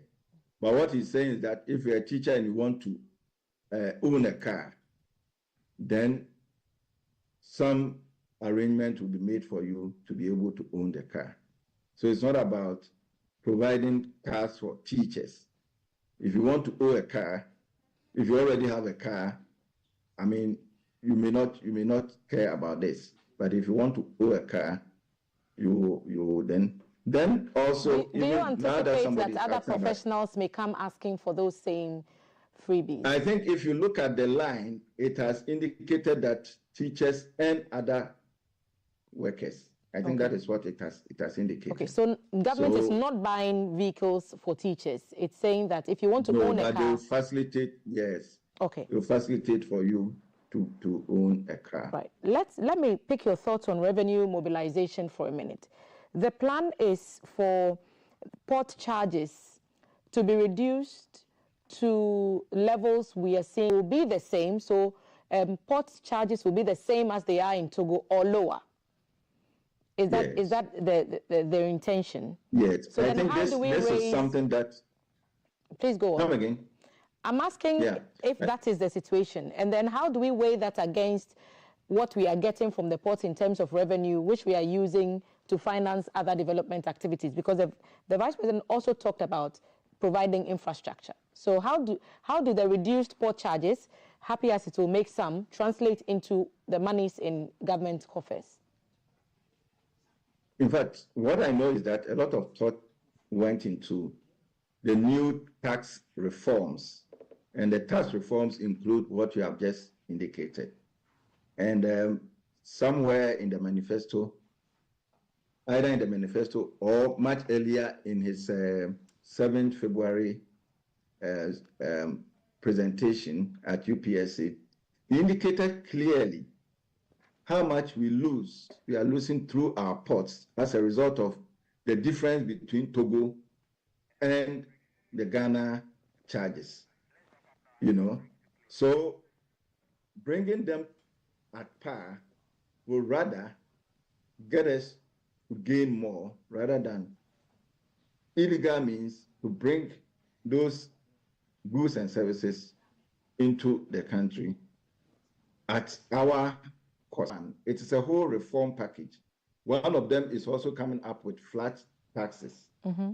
And he has indicated a number of times. For example, maybe then the charge, if we are of what you have in there, it is 100 of what you have there, then, so that it is not just one thing that he wants to do, but a series of reforms within the tax, the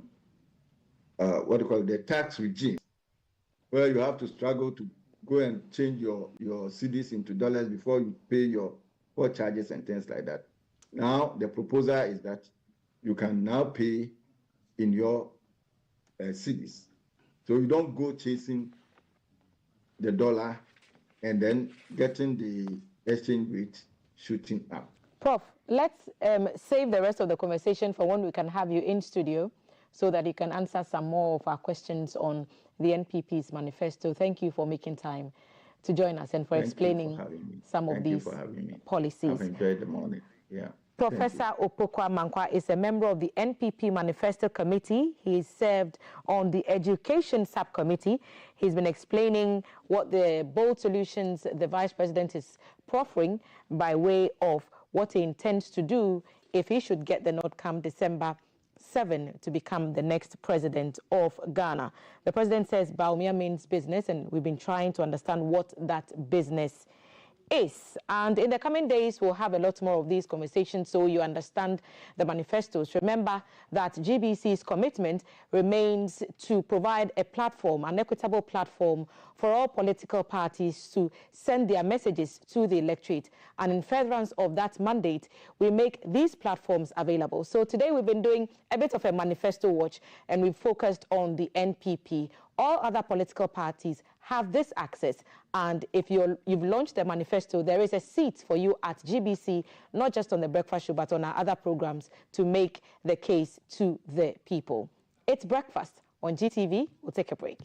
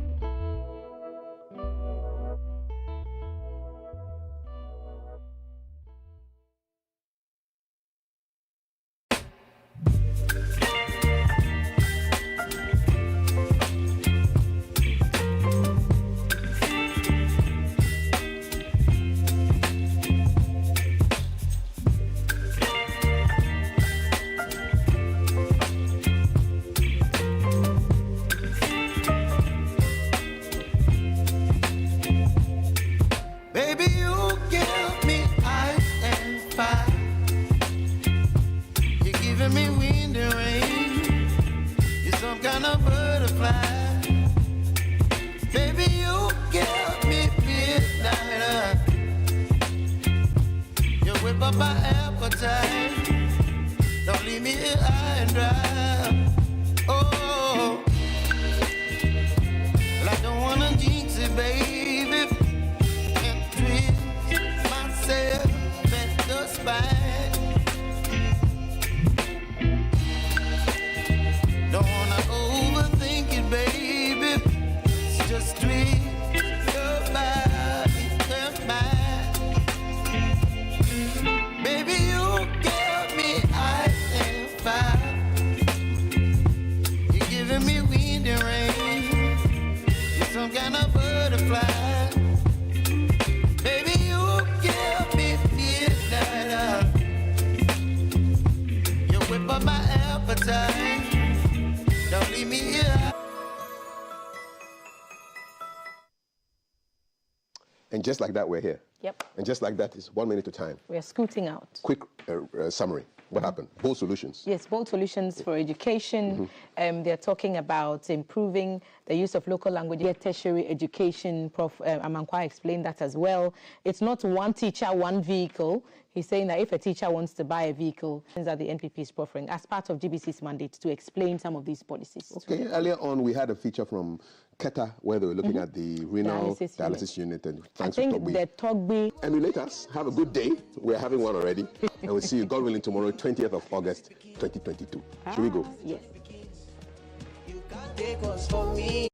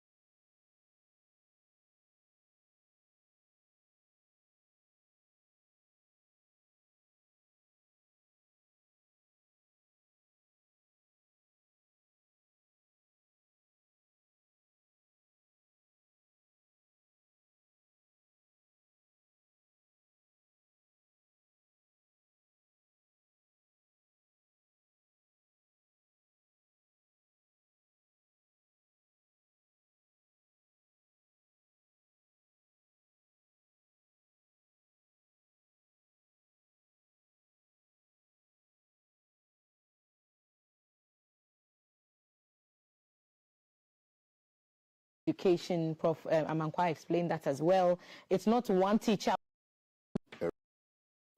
Summary. Summary. What happened? Bold solutions. Yes.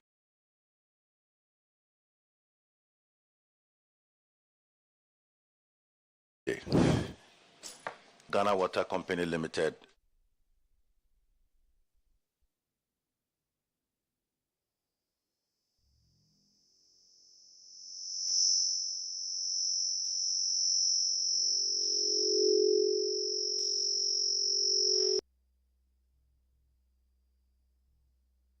Recommended that you should take disciplinary actions against you collected this before you took the disciplinary action against him.